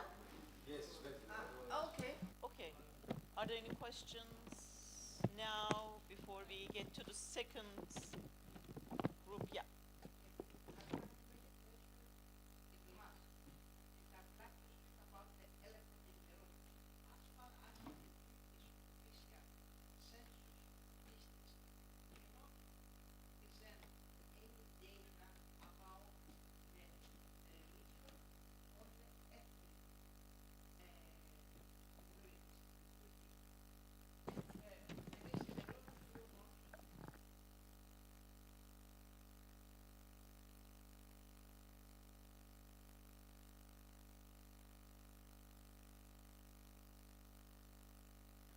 Cannot present any information concerning religious or ethnic origin of the people. Can you have any official estimation about the number of Alevis in motherland in Turkey?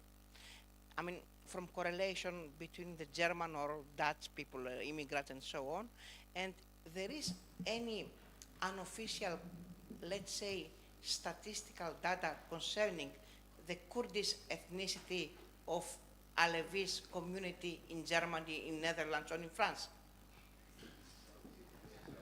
Probably the first part would be good answer, right? Is there any other question? Yeah. Additional to that, if also Sarah can tell us about the Alevi communities in the Balkans, some numbers, if there are some official statistics, numbers, whether You want to talk, yeah, for the translators. if we have some statistics about Alevi communities in the Balkans. You want to ask question? Okay. Thank you. Okay, let's wait for taking some questions and you can answer together. I will be very short. Thank you very much for both of you for your wonderful presentations. The first is for the Alevis in Germany. Do they have communications with Bektashis in Germany? And the second is for you, Sarah. Your travel is wonderful, and you could understand that a big part of Southern Eastern Europe today. Do these communities in Albania, North Macedonia, and Kosovo, they do have relations between them? Thank you very much. Okay. Yeah. There is a question here. If You want to continue? No, only adding to that about the Balkans, the Balkan Alevis. We have no idea about Bulgaria. Nobody mentioned Bulgaria. If somebody can tell us something. There, no, maybe you organize next time. he's the best. Vangelis organizes. Just a kind of information regarding Albanian Bektashis in Greece, just to connect to what Sarah was presenting. You know that Torbali Sultan Teke in Pharsala or in Thessalia was alive with a small community that remained without community, but only the dervishes in the. So from 10 ended to 1 in the 70s. But it's a very interesting story in relation to the recognition of the spiritual leader of the chief Baba of Albania. So in the transition from Albania before communism and in the beginning of the communist period of time in 1946-47, there is an interesting story regarding how the Albanian Bektashis of Teke recognize, trying to find out who is the leader. And this is a very interesting story because you have one in Albania, one in Cairo, you know, when they moved, and all the story that I just found some archival materials. It's interesting to connect with the offspring of Albanian Bektashism in Greece. Okay, other questions? I'll need to ask you to be very brief before I destroy the entire room. So.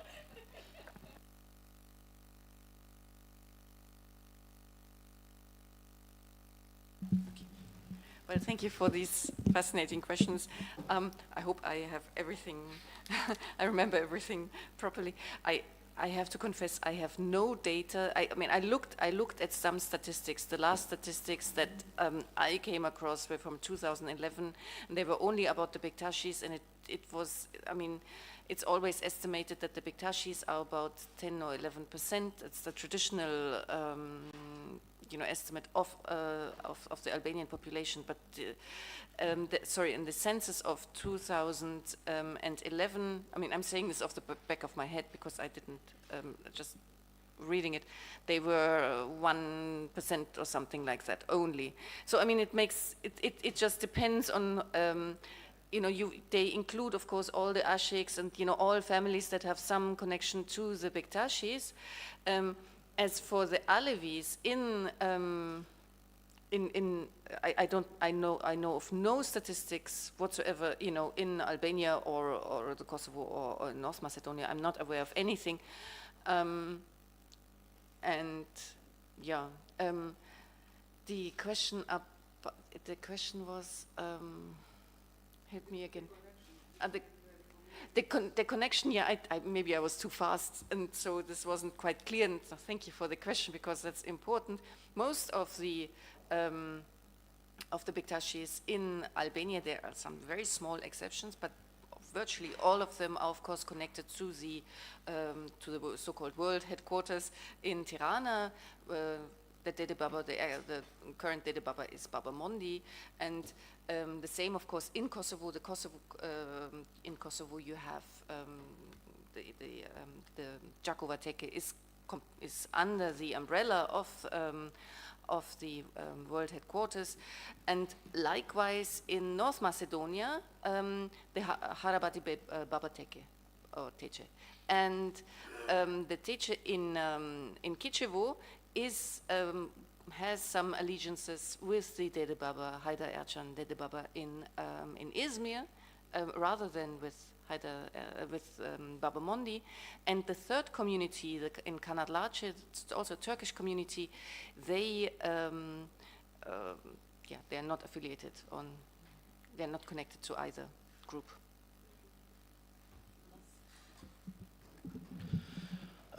We don't know about official counts, numbers. Maybe the Turkish state has it, but we don't know. It's nothing in the public. But there was an interesting thing, I think, about 10 years ago. Yusuf Halaçoğlu, he was working for the government, for the state, for the History Association of the state. And he told in a live show, he said, you can make what you want. Even if you go to the mosque and make namaz, we know who is who. We have numbers about you. So we don't know what he means with that, but it was interesting that a representative of the state is saying something like that. So, and he continued, we know who is from the Armenian families, who is Kurdish and who not.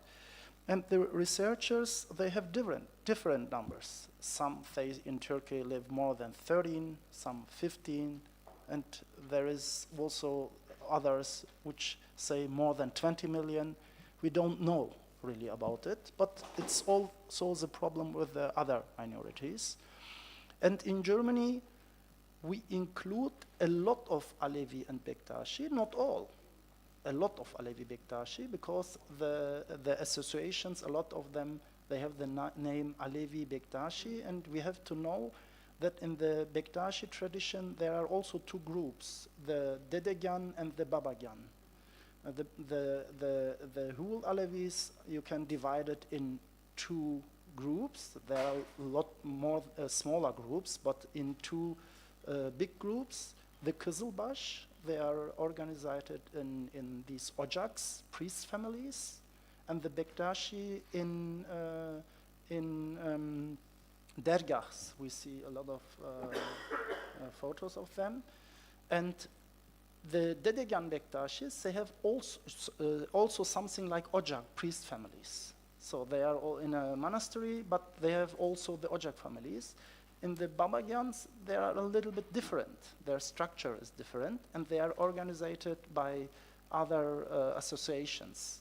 And in Albania and in Macedonia, these are Babagyan Bektashis, so the organization is different. Also, some groups in Turkey are so. And they don't speak Turkish, because when we go in the AABF associations, we make the rituals in Turkish. We have Turks and Kurds, but Turkish is lingua franca. Everyone does know it. But we were wondering about Balkan, because also 10 years ago, I have friends from Kanatlarci also. They are in our organization.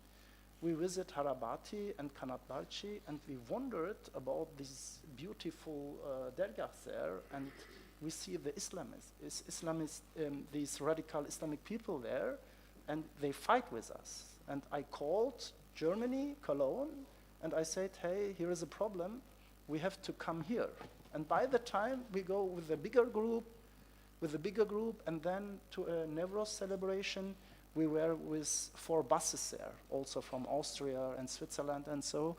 But I think Hussein Dervish is here. He can say us how many Bektashis lives in Albania. As I recognize, they have 1 million Bektashis there in Albania, but he knows it better if he's here. Thank you so much. Now we have to take the seats, and since we are running out of time. Yeah. Okay. One more question. Hopefully, short question, short answer, please.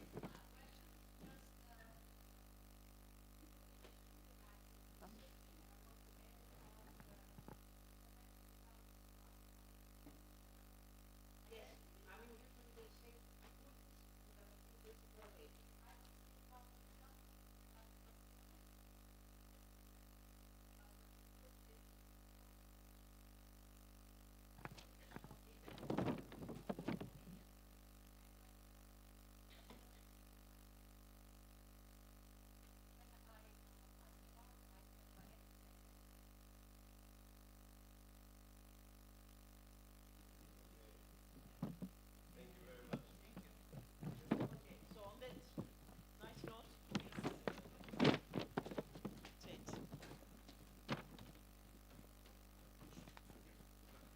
Okay, so it's like two panels in one. Yes. Like two panels. Long. Exercise. Okay. Uh-huh.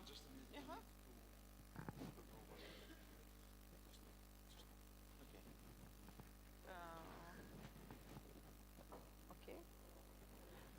Excuse me, I think we need to restart because it's turned off. Okay. Yeah, you need to sign in again. So in the meantime, let me introduce you our first speakers, and they'll give their.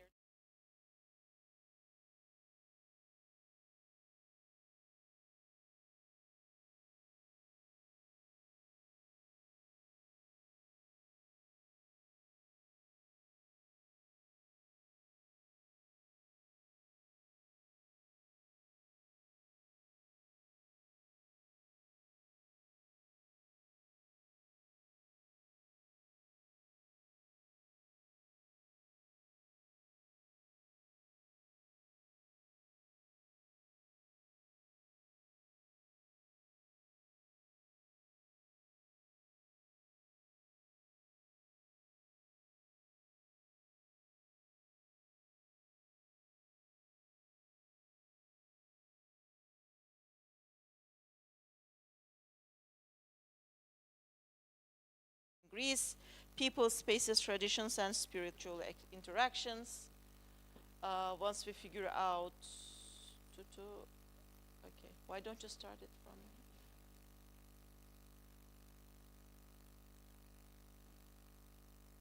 Are we ready?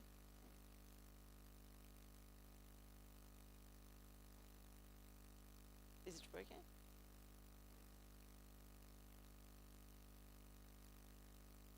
Okay. Okay, so the floor is yours. 20 minutes? 20 minutes. So, dear colleagues, actually we are a kind of trinity here. We are more or less the same subjects, or actually three subjects connected to one. As you can see there, we start with a historical presentation of the Bektasism in Greece. As Kostas Tsetselikis mentioned yesterday, in Greece there were many different tarikat. Mevlevi is the most famous in photographs, especially the Teke and Thessaloniki. There were Halveti and Rofai, especially in northern western, in Epirus, and the Bektasi all over Greece. Most of the Greek researchers don't know the differences. So, having in mind the Bektasism, and whoever is not wearing a long brown hat and making circles, which is probably Mevlevi, all the others are Bektasi. Of course, such a thing does not happen. So, I'm going to present you now my research regarding Bektasism in Greece. And if I find, okay. This is Greece, as we all know. So I start from bottom to top. In Creta, in the island of Creta, there was 6 Bektashis till the beginning of the 20th century. The first and the most important was the teke of Khorasanizadeh Dervish Ali Dede, which was found in 47. The interesting thing in Creta is that the people there were speaking Greek. So we have Muslims, Bektashi Muslims, locals from Creta, speaking among them in Greek. And they also had nefes in Greek, which is something very strange and interesting. I'm going to show you some photos. Most of them, I collected them from the Bektashi Dergah archive. I don't know who is the owner of this archive, but it's a great archive. So I thank him publicly. We see two Bektashi Babas. This is very interesting. The Jafer Sadiq Baba was very young, Mujahid, recognized, and here you see the carte visite in Greek, because he was Greek speaking. Here is this at the left is a typical Cretan costume. And these are Muslim, Bektashi Muslims, yes, and here is Jafer Sadiq Baba. Here there is a congress with the Babas. I like this guy pointing at that, his finger. Again, a congress where also the Baba from Misr, from Kaykusur Sultan is participating. And this is the last Asure celebration in Khorasani Dede Baba, Ali Baba, is the Asure of 1922. In 1923, they had to leave. Here is the teke, here is the turbe, and along graveyards and olive trees. Typical South Greece or Mediterranean, let's say. This is what has remained from the Khorasanizadeh dervish.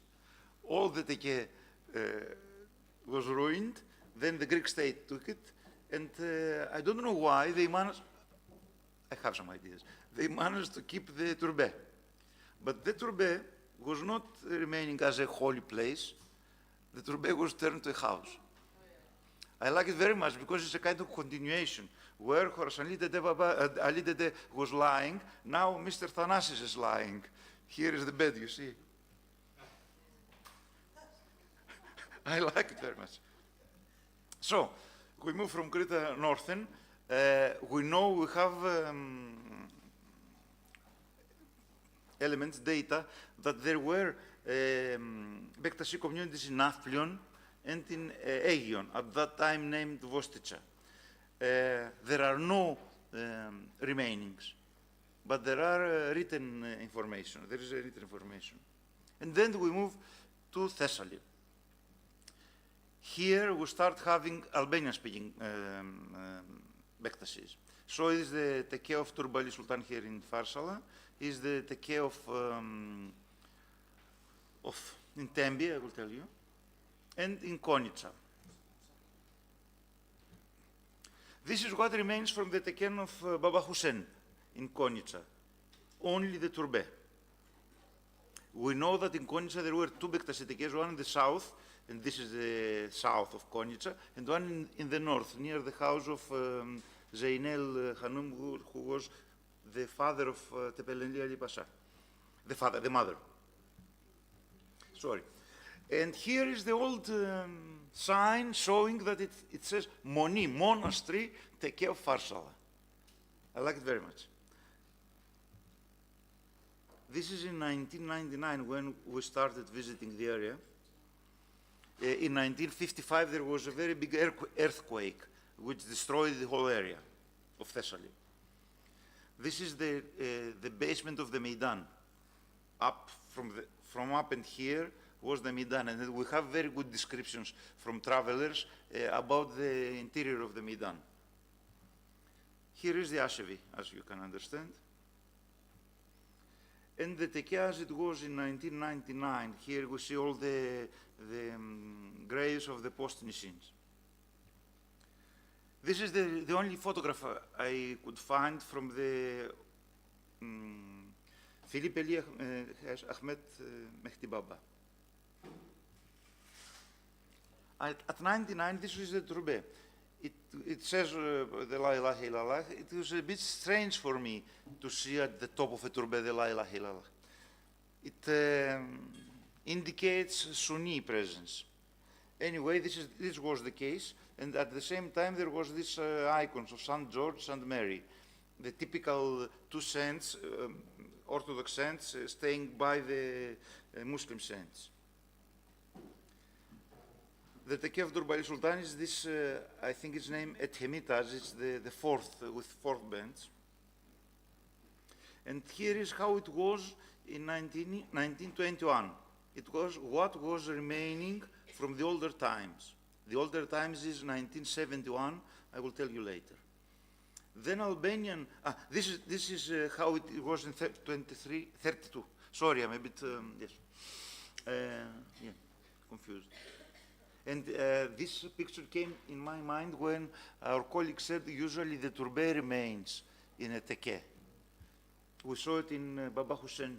Here is the situation before the earthquake. And this is Baba Said Koka Vandresa is the last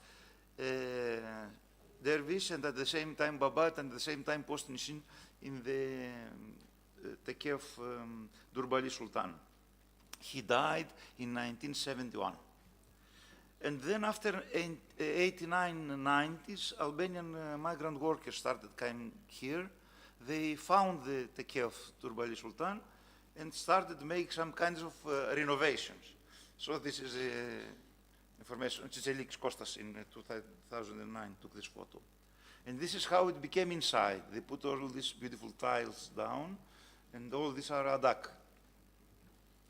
They managed to find the Lefcha, how is it? The foundation, the founding, yeah, inscription. And here is, in Turkish, it's a proverb which says, Cehalet korkunç bir şey. Here is the tomb of an Albanian origin officer of the Ottoman army who died there, and he was buried there. It is this tomb is very beautiful. So the workers there decided that this is the tomb of Durbali Sultan, most probably. And they put a sign here, Durbali Sultan, in order to recognize it. They knew that inside the turbe something was existing, but outside this was the beautiful thing in order to be shown off. Here is this year, the visit of Albanian Bektashis. They make a kind of celebration on the 1st of May. So quite often people from Albania come and visit this place, and among them this year it was the hierarchy, Baba Mondi, other Babas, and at the same time Babas from Turkey. Here is the Thracian people know him, the Eric Baba, Ayhan Eric Baba, yes. And two dervishes, these two dervishes are interesting guys. They are both from Manisa, from Izmir, but they have Greek origin, from the Bektashis from Creta. And they speak some Greek still. So when they went there, wearing this hirka, and started speaking Greek to the local Greeks who were by the Albanians who were celebrating the 1st of May, this thing started becoming very interesting, as you can imagine, from a cultural point of view. We move to Thessaly. Here is the Hassan Baba, the turbe of Hassan Baba at Tembi. It's very interesting. Most of these people consider this building as a Sunni building. But up here, there is a marble Taj. At the first time I visited, there was also a clock sitting up there and showing here, you have to see here. And this is the Taj, Bektasi Taj. There are inscriptions inside, and this is the teke around. I think that this is the Ashvi. I see here the Ojak, and you see some lamps here. Yeah? You see them? They're eyes in the dark. We move northern. At Kastoria, there was a very big teke, mentioned also by Hasluk. But in 1950s, it was demolished by the Greek authorities of Albanian origin, let's say, Bektashis. In Katerini, still the turbe exists. Here is, as I was informed, it was Abdullah Baba. This was the situation in 1999. In Katerini, there was a small group of Albanian origin Greek citizens who remained after the exchange because they were of Albanian origin, and they were a very rich community. So we were with these people, visited this place. This is the situation as it was at that time inside and outside. And then a restoration took place. The last owner of the turbe, it was Dr. Hassan Bektash, who before dying offered the ownership to the municipality. So they decided to make a kind of restoration. They clean all this up, and you see this, I like this lion face at this Cheshme house. And here is the visit of the one Turk, two of Cretan origin Turk Bektashis, and this is Lady Nuray Bekta, the last person remaining for this family who has some kind of remembrance of the life of the family. I mean the religious life. After her, her sons and her grandsons they just wonder why they carry the Muslim names and the family name is Bektashi. I also find this photo from Bektashi Derya. He is from Refik Engin Arshevich, a researcher from Tekirdağ. So we move northern. Also in Thessaloniki there were tekes, and there was also a Bektashi cemetery. But around 70s, some renovation and such works took place. So the bones were taken and were transferred to Katerini, to the Bektashi cemetery. We have some photos. Also in Thessaloniki, they were Albanian-speaking Bektashis. And somewhere here is the line between Albanian-speaking Bektashis and Turkish-speaking Bektashis. We have data showing that in Kavala there were tekes, Bektashi tekes. And also there were a mill owned by Bektashi Baba. But there are no any remainings. In Thessaloniki here, we see the turbe of Musa Baba. It's strange because we have a turbe, but not a teke around. There are some graves here. It's now renovated. It's from the period of the Nakshi Bektashi period after the closing of 1826, I estimate. And then we move to Thrace. Regarding Bektashi tekes, because there are more other tekes, we have in Xanthi, not the teke of Kütüklu Baba, and of course I will show you. And then in Rusa, the Kızıldeli, and down there in Mikrotherio, the Asha teke, the turbe. But it was a teke. We know there are incredibly big historical information about that and how it was destroyed after the 1926. And only the turbe remain. And there are also some stones from the basement of the Maidan or something other things. I don't know what might this be. So, this is the teke of Hasib Baba in Xanthi. We don't really know when it was established. I don't think it's a very late thing because we have 2 or 3 tombstones out of that. There is no Bektashi community in Xanthi. So the teke was turned in a place of Islamic folk religion. People go there, not being Bektashis, living adak, such as you can see the tesbih and all these things here. It's very interesting. This teke in Greece is very interesting because of the historical element. These are also adak. And here are the historic elements. This is a throne. I don't know the Ottoman name of the throne, which has Allah Ali Hassan Hussein. It's very interesting. And here we have all this, which is called Sheikh Mutekas. At the time, the Sheikh was sitting, because he was very old, he was holding, he was putting his hand on that. This is the Nefir, the famous Nefir, and we have these things also. Such things we cannot find, despite the fact we know that they were existing also in Farsal and Durbali Sultan, and in, also in Rosa, in Kızılderili, do not exist anymore. And now we move to the Tekke of Sayyid Ali Sultan. It was found in 1402 Anno Domini. This is the founding inscript. And this is the tomb of Kızılderili as it was before the renovation. This is how it is after the renovation. Yeah. This is the gate of the Meydan. You will, all the people who will come with us tomorrow will be able to see this. This is the entrance of the Meydan from a fireplace. This is a very interesting thing for the historians, the black stone and the white stone. This is maybe the holiest part in the Tekke.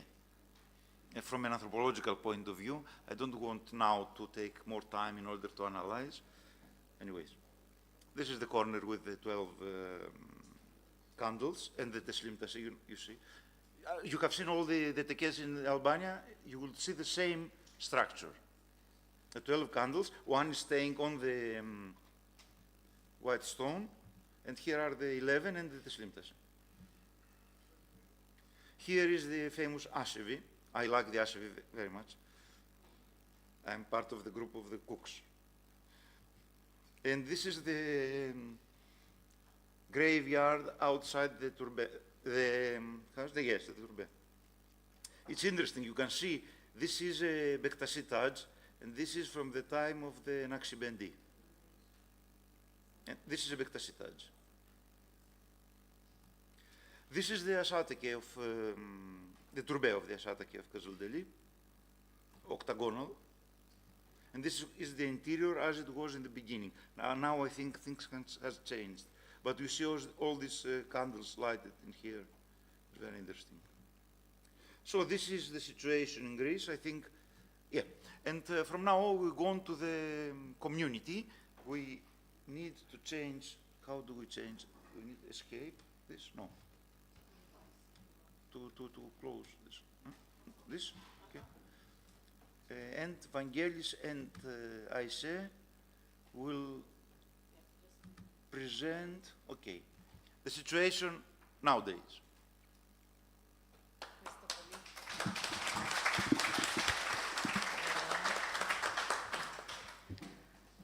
Εγώ θα συνεχίσω στα ελληνικά.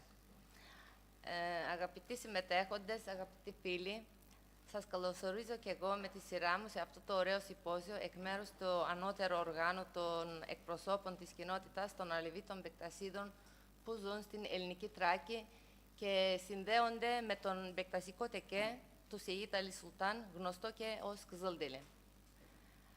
Και ευχαριστώ ιδιαίτερα το Ίδρυμα MOHA και την κυρία Άννα Μισηριάν, καθώς και την Οργανωτική Επιτροπή του Συμποζίου, τον κύριο Βαγγέλη Αρετέο και τον κύριο Γιώργο Μαυραμάτη και την κυρία Ζεϊνέπ Τουρκίλμας, που με την πρωτοβουλιά τους και με την δουλειά τους που έφεραν όλους εμάς κοντά στο πλαίσιο αυτό του συμποζίου. Για εμάς, την Επιτροπή Μουσουλμάνων Αλεβίτων Θράκης, αλλά και για όλη την κοινότητά μας, είναι μεγάλη χαρά που βρισκόμαστε σήμερα εδώ. Βλέπουμε αυτό το συμπόζιο ως μια εξαιρετική ευκαιρία να συστηθούμε στο ελληνικό, αλλά και στο διεθνές κοινό, ελπίζοντας ότι αυτή η παρουσίαση και η γνωριμία θα συμβάλλει στο να πετύχουμε τον ύψιστο στόχο μας, δηλαδή στο να αναγνωριστούμε από την ελληνική πολιτεία και τυπικά ως μια θρησκευτική κοινότητα. Βεβαίως και είμαστε Έλληνες πολίτες. Από τη στιγμή που η Τράκη εντάχθηκε στον ελληνικό εθνικό κορμό, δηλαδή εδώ και 100 χρόνια, είμαστε περίπου 3.500 άνθρωποι και ζούμε σε μια ομάδα ορεινών χωριών της Ροδόπης και του Εύρου γύρω από τον τεκέ του Κızılderili, που σημειωτέων. Είναι ένα από τα 4 μεγαλύτερα θρησκευτικά μπεκτασικά κέντρα του κόσμου, το δεύτερο στη σειρά. Βεβαίως και είμαστε μουσουλμάνοι. Είμαστε αφοσιωμένοι στον προφήτη Μωαμέτ και στον διαδόχο του Αλή. Αναγνωρίζουμε τους 12 ημάμιδες και τιμάμε την ιερή οικογένεια Εχλιμπέιτ και την θυσία των μέλων της οικογένειας της. Τρινούμε την θυσία του Ιμάμ Χουσέιν και πενθούμε κάτω τον μήνα Μουχαρέμ. Γιορτάζουμε την γέννηση του Ιμάμ Αλή με τη γιορτή Νευρούς στις 21 του Μαρτίου. Ομολογούμε την πίστη μας και την δέσμευσή μας να την υποστηρίζουμε. Όταν εισερχόμαστε σε αυτό τον πνευματικό δρόμο, επιλέγουμε έναν οδηγό που λέμε ρεχπέρ και μετά έναν συνοδοιπόρο, μουσαΐπ που λέμε, με τον οποίο πλέον θεωρούμαστε αδέρφια. Κάνουμε τις λατρευτικές μας συνάξεις σε ευτήριους οίκους, άρα τζέμεβλεροι, άνδρες και γυναίκες μαζί, με επικεφαλής τους καθοδηγητές μας, οντεδές, που κάποιο τρόπο είναι και η κληρικοί μας. Ο επικεφαλής κληρικός της κοινότητάς μας, ο επωνομαζόμενος και ντεντέ, λαμβάνει την διαπίστευση από το θρησκευτικό και διοικητικό κέντρο των Μπεκτασί, το ονομαζόμενο Πυρ-Εβε, το σπίτι του γέροντα, του προστάτη Αγίου μας, του Χατζή Μπεκτάς, του φίλου του Θεού Χατζή Μπεκτάς Βελή. Στη συνέχεια, οι καθοδηγητές σε κάθε χωριό λαμβάνουν άδεια από αυτόν και έτσι προχωράμε στις λατρευτικές μας συνάξεις. Κανένας από τους θρησκευτικούς μας λειτουργούς δεν λαμβάνει κάποιο είδους μισθό για τις υπηρεσίες που προσφέρει στην κοινότητα. Οι οικογένειες που αποτελούν την κοινότητά μας μένουν κυρίως στα χωριά Σιδηρό, Μεγάλο Δέριο, Γονικό, Ρούσα, Μεσημέρι, Μυρτίσκι, Ουράνιο, Πετρόλοφος, Χλόη, Άνω Κάμπι, Κούνια, Χαμηλό και Κισός. Παράλληλα, πολλά μέλη της κοινότητάς μας είναι διασπαρμένα σε πόλεις της Θράκης, αλλά και σε όλη την Ελλάδα, σε πολλές ευρωπαϊκές χώρες και στην Τουρκία, καθώς έχουν μετάβει εκεί περιστασιακά ή μόνιμα και σε αναζήτηση εργασίας. Αξίζει να αναφέρω εδώ ότι η περιοχή μας γνώρισε έντονη μετανάστευση προς την Μπρούσα, ιδιαίτερα τη διαρκεία του 1990. Εκεί οι άνθρωποι μας ίδρυσαν 2 ευτήριους οίκους, όπου τελούνται θρησκευτικές τελετές από καθοδηγητές που συνδέονται με τον εδώ θρησκευτικό αρχηγό της κοινότητάς μας. Στα περισσότερα από τα χώρια που προανέφερα υπάρχουν ευτήριοι οίκοι και τελούνται θρησκευτικές λειτουργίες. Δεν υπάρχουν ευτήριοι οίκοι στη Μυρτίσκη, τη Χλόη και το Σιδηρό. Είναι σημαντικό να αναφέρω ότι από τους ευτήριους οίκους, δηλαδή τζέμεβλεροι, που υπάρχουν στα παραπάνω χωριά, μόνο ο ευτήριος οίκος του Μεγάλου Δερίου είναι τυπικά και νόμιμα αναγνωρισμένος από τον κράτος ως τόπος λατρείας. Έτσι, όλοι οι υπόλοιποι ευτήριοι οίκοι εμφανίζονται δυστυχώς καταχωρημένοι ως αποθήκες που ανήκουν σε ιδιώτες, παρά το ότι ουσιαστικά ανήκουν σε όλη την κοινότητα του κάθε χωριού, αφού έχουν κατασκευαστεί με την συμβολή όλων των κατοίκων. Ως ένας από τους λόγους που συμβαίνει αυτό, θεωρούμε ότι είναι και το γεγονός ότι δεν είμαστε αναγνωρισμένοι επίσημα ως θρησκευτική κοινότητα. Το να λειτουργούν χώροι λατρείας που δεν είναι αναγνωρισμένοι, τόπο λατρείας, εμφανίζει πολλά προβλήματα. Δεν μπορεί να γίνει με σύνομο τρόπο η αναγκαία διαρρύθμιση και δεν μπορούν να γίνουν επισκευές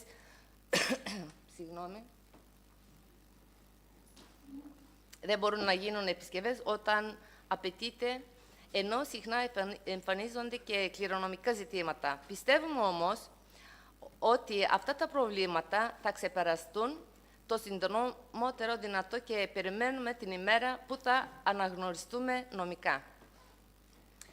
Για την ιστορία του θρησκευτικού κέντρου που σήμερα είναι γνωστό ως ο Μπεκτασικός τεκές του Kızılderili, Υπόθηκαν νωρίτερα πολλά και ενδιαφέροντα πράγματα από τους αξιότιμους ερευνητές, συγγραφείς και επιστήμονες που συμμετέχουν στο συμπόζιο μας.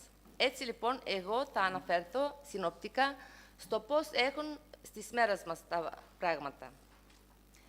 Αρχή της σύγχρονης λειτουργίας μας ως νομική οντότητα μπορούμε να θεωρήσουμε το έτος 2018.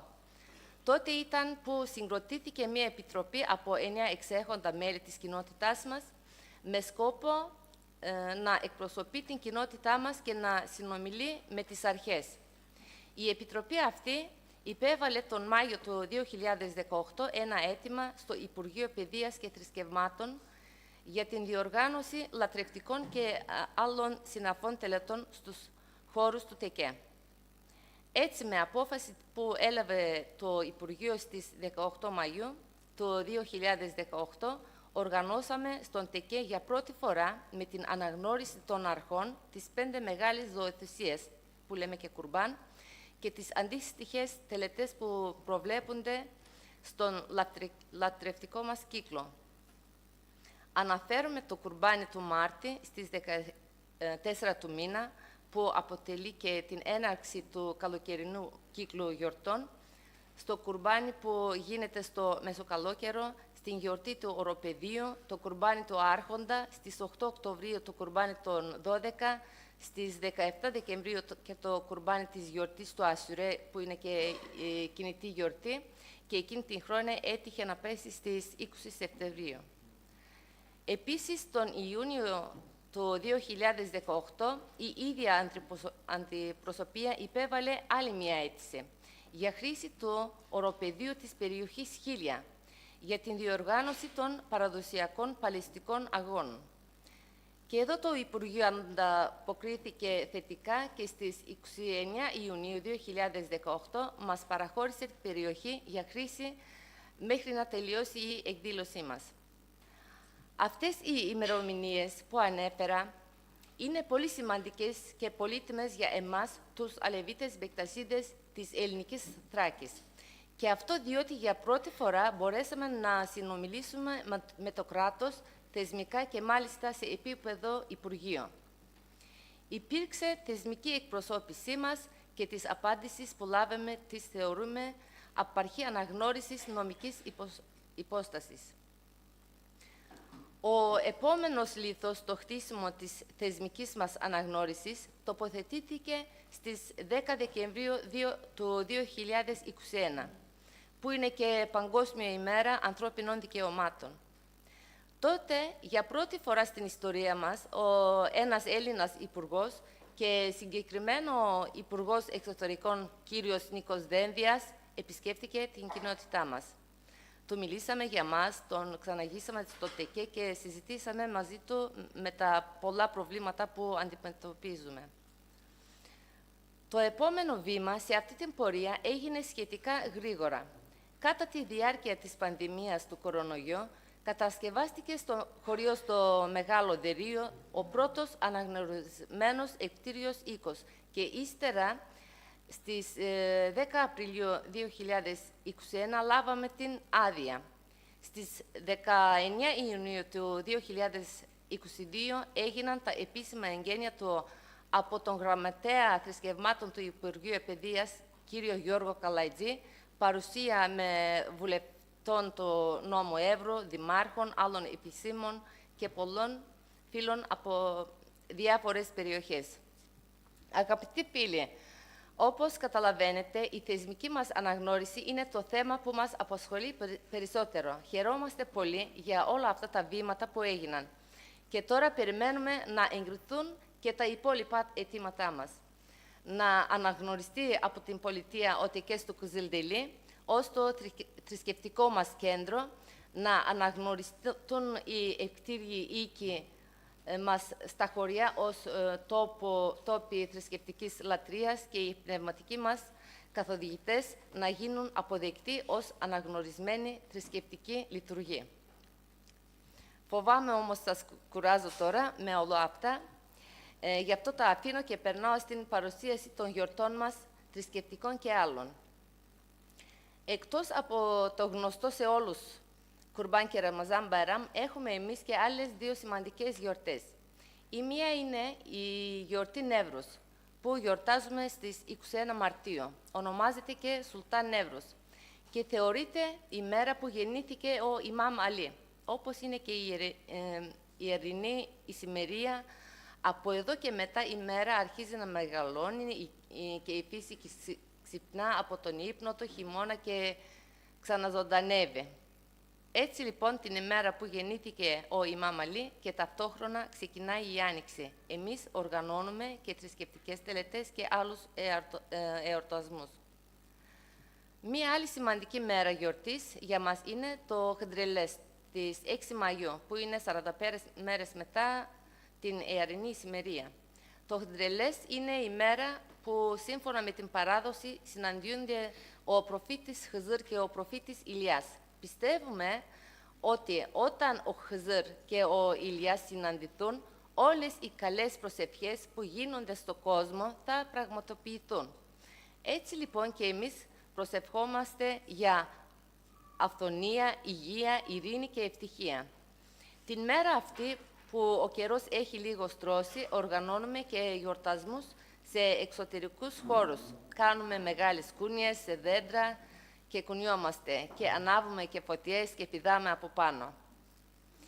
Η πιο μεγάλη όμως ανοιχτή γιορτή μας είναι οι Παλαιστικοί Αγώνες, γνωστοί με το όνομα Σετσέκ, που οργανώνουμε πέρυσι στις αρχές Αυγούστου. Στο οροπέδιο Χίλια, κοντά στο χωριό Ανοκάμπη. Η διοργάνωση παραδοσιακών αγώνων πάλης, όπου οι παλαιστές αγωνίζονται έχοντας αλείψει το σώμα τους με λάδι, είναι από τα σημαντικότερα γεγονότα για τους Μπεκτασίδες της περιοχής μας. Συμμετέχουν ξεκουστοί παραδοσιακοί παλαιστές από διάφορες περιοχές των Βαλκανιών που αγωνίζονται με συνεχή συνοδεία παραδοσιακής μουσικής από ζουρνάδες και νταούλια. Όλα αυτά γίνονται μπροστά σε πολύπληθες κοινό που έρχεται από όλη τη Θράκη, αλλά και από τη Βουλγαρία, την Τουρκία και από ευρωπαϊκές χώρες. Οι γιορτές διαρκούν 3 μέρες και γίνονται από την επίβλεψη του Αγά, του οροπεδίου, που επιλέγεται από την ηγεσία της κοινότητάς μας, μεταξύ πολλών άξιων που θα δηλώσουν ενδιαφέρον. Τις μέρες αυτές θυσιάζουμε ζώα για να τιμήσουμε την μνήμη του ιδρυτή του δικαίου μας, του Σεΐντ Αλή Σουλτάν, και προσφέρουμε γεύμα σε όλους τους συμμετέχοντες. Την πρώτη μέρα γίνεται στο χωριό του Αγά, προς τιμήν και του και τις άλλες 2 μέρες στο οροπέδιο Χίλια, ενώ η τριήμερη εκδήλωση τελειώνει με μια θρησκευτική τελετή στον Τεκέ. Αξίζει να αναφέρουμε ότι αυτοί οι Παλαιστικοί αγώνες αποτελούν μια παράδοση με ιστορία 700 ετών και μέχρι τις 20ου αιώνα. Διοργανώνονταν σε μια περιοχή που ονομάζουμε Αρακτσιλάρ και αυτή τη στιγμή. Λοιπόν, όσο γνωρίζουν έστω και λίγο τη φιλοσοφία των Αλεβίτων Μπεκτασίδων, ξέρουν καλά ότι να υπηρετούμε τους ανθρώπους είναι μία από τις μεγαλύτερες λατρευτικές πράξεις για εμάς. Μία ανάλογη πράξη είναι και να προσφέρουμε τροφή στους ανθρώπους. Πρόκειται για τελετουργικά γεύματα που τα ονομάζουμε λοκμά και γίνονται με προσφορά μαγειρεμένου κρέατος από ζώα που έχουν θυσιαστεί εκείνη τη μέρα για αυτό το σκοπό. Αυτά τα δημόσια τελετουργικά μας γεύματα με προσφορά τροφής σε όλους τους παραβρισκόμενους ανεξάρτητα από καταγωγή ή θρησκεία συνοδεύουν όλες τις θρησκευτικές τελετές και τις γιορτές που στον κύκλο του χρόνου. Αυτές οι ζωοθυσίες και αυτά τα γεύματα οργανώνονται πάντα γύρω από τάφους σημαντικών για μας θρησκευτικών προσωπικότητων, που θεωρούμε μπαμπά σαν Άγιος. Κατά τη διάρκεια αυτών των τελετών προσευχόμαστε για τις ψυχές των μπαμπάδων μας. Τα ζώα είναι πάντα προσφορές ανθρώπων από την κοινότητα, που τα θυσιάζουν για διάφορους λόγους, όπως σε ένδειξη ευγνωμοσύνης, για εκπλήρωση ταμάτων, για να συνοδέψουν όρκους, για να προσευχηθούν για τις ψυχές αγαπημένων που έφυγαν από τη ζωή ή για την υγεία, την ευτυχία, την ειρήνη και την προκοπή όσων είναι στη ζωή κτλ. Έτσι λοιπόν, στον κύκλο του χρόνου διοργανώνουμε 23 τέτοιες ζωοθυσίες και γιορτές. Κάποιες από τις οποίες γίνονται στον ΤΕΚΕ και άλλες στα γύρω τα χωριά. Όπως καταλαβαίνετε, η διοργάνωση τέτοιων γεύματων απαιτεί την συμμετοχή πολλών ανθρώπων. Κάποιοι θα σπάξουν και θα καθαρίζουν τα ζώα, άλλοι θα τεμαχίσουν το κρέας, άλλοι θα προετοιμαστούν και θα φροντίζουν τις φωτιές και άλλοι θα έχουν την ευθύνη του μαγειρέματος. Όλο αυτό μία μας είναι προσφορά στους μπαμπάδες και στους ανθρώπους μας και σε κάποιο τρόπο μέρος των λατρευτικών μας πρακτικών. Με τέτοια ζωοθυσία θα γίνει και αύριο. Μία τέτοια ζωοθυσία θα γίνει και αύριο, που είναι και το Κάσμ, δηλαδή η αρχή του χειμώνα. Θα γίνει λίγο πιο πέρα από τον ΤΕΚΕ, δίπλα στον τάφο του Μουρσέλ Μπάλι, ενός από τους πιο σημαντικούς μπαμπάδες μας. Αυτή η γιορτή, αυτή η ζωοθυσία του Κάσμ είναι πολύ σημαντική για όλους τους Αλεβίτες Μπεκτασίδες του κόσμου και είναι μία από τις μεγαλύτερες ζωοθυσίες που γίνονται στην περιοχή. Στην συγκεκριμένη γιορτή και στην συγκεκριμένη περιοχή, δηλαδή δίπλα στον τάφο του Μουρσέλ Μπάλι, συγκεντρώνονται κάθε χρόνο ένας μεγάλος αριθμός Αλεβίτων Μπεκτασίδων από τη Βουλγαρία, την Ελλάδα και την Τουρκία. Σε αυτό το κουρμπάνι και σε αυτό το τραπέζι σας καλούμε και όλους εσάς. Θα είναι χαρά μας να έρθετε εκεί πάνω στον τόπο μας και να μας γνωρίσετε από κοντά. Υπάρχουν δύο λόγοι για τους οποίους η θυσία του Νοεμβρίου είναι μια σημαντική μέρα για μας. Ο πρώτος είναι ο σεβασμός στον Μουρσέλ Μπάλι. Άλλωστε, αυτός είναι και ο βασικός λόγος αυτής της θυσίας. Για την ιστορία να αναφέρω ότι ο Μουρσέλ Μπάλι είναι πνευματικό τέκνο του Σεΐντ Αλή Σουλτάν, δηλαδή του ιδρυτή του ΤΕΚΕ μας. Και ταυτόχρονα ο πατέρας του, Μπαλούμ Σουλτάν, το οποίο ο τάφος βρίσκεται στον ΤΕΚΕ του Χατζή Μπεκτάσβιλη, του ιδρυτή του Μπεκτασικού τάγματος. Ο Μπαλούμ Σουλτάν, ο οποίος αναφέρεται και ως ο δεύτερος γέροντας Πύρι Σάνι, είναι αυτός που ουσιαστικά οργάνωσε το Μπεκτασικό τάγμα, συνέταξε τους κανόνες και καθιέρωσε τα ήθη και την ευπρέπεια του μπεκτασισμού. Δηλαδή, καθόρισε μια πρακτική που εφαρμόστηκε και συνεχίζει να εφαρμόζεται σε όλους τους μπεκτασίδικους τεκέδες. Ο άλλος σημαντικός λόγος είναι ότι την μέρα αυτή γιορτάζουμε την είσοδό μας στην χειμερινή περίοδο, καθώς η 8η Νοεμβρίου, που απέχει 45 μέρες μετά την φθινοπορεινή ησημερία, είναι η πρώτη μέρα του χειμώνα. Το καλοκαίρι και το φθινόπωρο έχουν πλέον τελειώσει και επάνω στο βουνό καταλαβαίνουμε καλά ότι οι νύχτες γίνονται μεγαλύτερες και η χειμώνας έρχεται. Καθώς οι νύχτες μεγαλώνουν, υπάρχει αρκετός χρόνος για προσευχή. Έτσι λοιπόν η γιορτή του Κάσμ σηματοδοτεί και την αρχή του κύκλου των κλειστών θρησκευτικών δραστηριοτήτων. Μία διευκρίνηση που θέλω να κάνω εδώ είναι ότι στις μέρες μας, λόγω των σύγχρονων συνθηκών διαβίωσης μας, όπως είναι η εργασία σε μέρη μακριά από τα χωριά μας, οργανώνουμε την συγκεκριμένη γιορτή την Κυριακή, που είναι πιο κοντά στις 8 Νοεμβρίου, προσπαθώντας έτσι να διασφαλίσουμε ότι η κοινότητά μας μπορεί να συμμετέχει με μεγαλύτερη άνεση. Επανέρχομαι στην πρόσκληση. Πιστεύω ότι όσοι από εσάς έρθετε την αυριανή μας γιορτή, θα ζήσετε μια ενδιαφέρουσα εμπειρία. Θα συναντηθείτε με τους ανθρώπους από την κοινότητά μας. Θα δείτε από κοντά τους μπεκτασίδες της Θράκης και θα έχετε την ευκαιρία να συνομιλήσετε μαζί τους. Ίσως κάποιοι από εμάς είναι λίγο διστακτικοί, καθώς δεν είναι συνηθισμένοι να μιλάνε σε ξένους. Και καθώς η ταυτότητά μας, το αλεβίτικη που λέμε εμείς, ήταν για αιώνες μια καταπιεσμένη ταυτότητα. Ωστόσο, πιστεύω ότι αυτή η συναναστροφή θα είναι ενδιαφέρουσα για όλες τις πλευρές. Αγαπητές φίλες και αγαπητοί φίλοι, νομίζω ότι δεν έχει νόημα τώρα εδώ πω περισσότερα για την κοινότητά μας και τις δράσεις της. πολιτική. Έτσι θα κλείσω την παρουσίαση αυτή με ένα μικρό σχόλιο. Ξέρετε, ακούμε κάποιες φορές ανθρώπους να λένε όλα αυτά που μας λέτε είναι παλιά έθιμα, όλα αυτά που ακούμε είναι μια αρχαιολογία. Ποιον μπορεί να αφορούν όλα αυτά σήμερα? Πολλές θα μπορούσαν να είναι οι απαντήσεις. Εγώ, σε θέση απάντησης, θα σας πω μια μικρή ιστορία. Και έτσι θα ολοκληρώσω και την παρουσίασή μου. Πριν από 10 χρόνια περίπου, μια φίλη μου από την Κομοτηνή μου είπε ότι μια καθηγήτρια από το Πανεπιστήμιο της Κομοτηνής, η κυρία Ελένη Μπολιάκη, είχε ακούσει για τους Αλεβίτες Μπεκτασίδες της Θράκης και ήθελε κάποιος να μας γνωρίσει. Χάρηκα, βέβαια.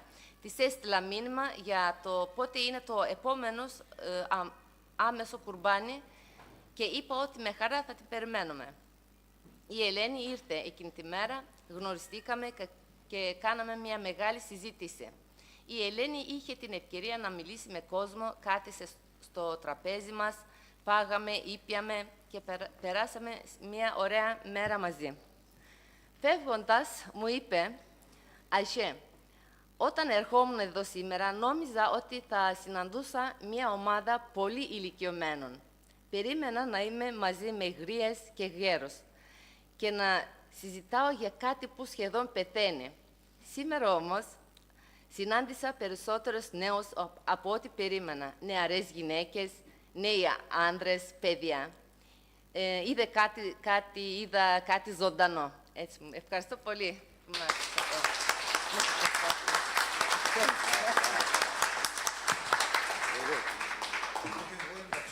Çok teşekkür ederim. Gerçekten çok etkileyici bir konuşmaydı. Çok teşekkür ederim konuşma için, verdiğiniz bilgiler için ayrıca. So now the next Vangelis, my accomplice. Thanks. Thank you very much. Thank you all for coming.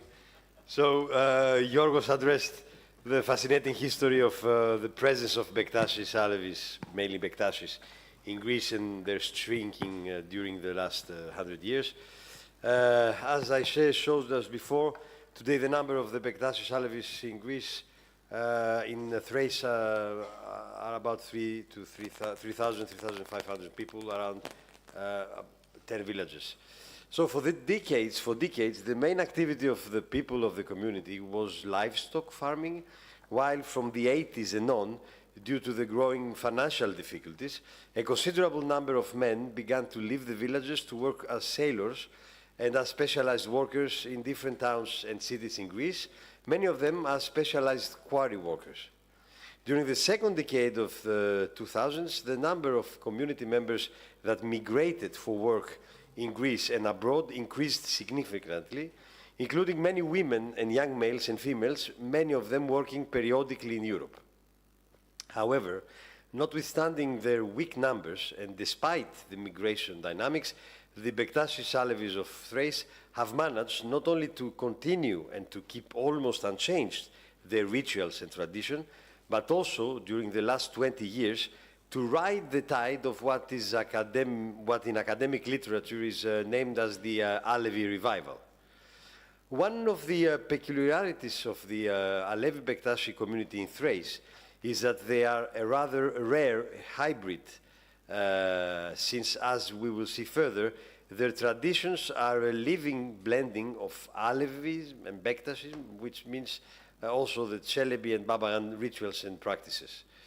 While this ongoing revival is happening within a very specific context, it is nevertheless a dynamic of deep transformation of the meaning that Bektashis Alevis in Thrace give to their religious tradition and dogmas, as well as to their identity.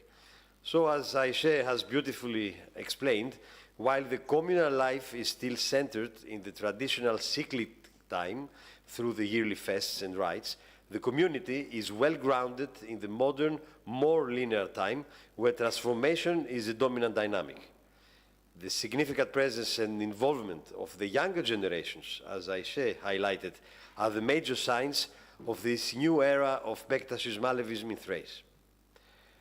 One of the first things that struck me from the beginning of my field research was the very strong sense amongst the members of the community of the age of above 35-40 that Alevis Bektashism is a religion and a roadway, a yol, that makes its adherents best people for themselves, the community, and the society at large.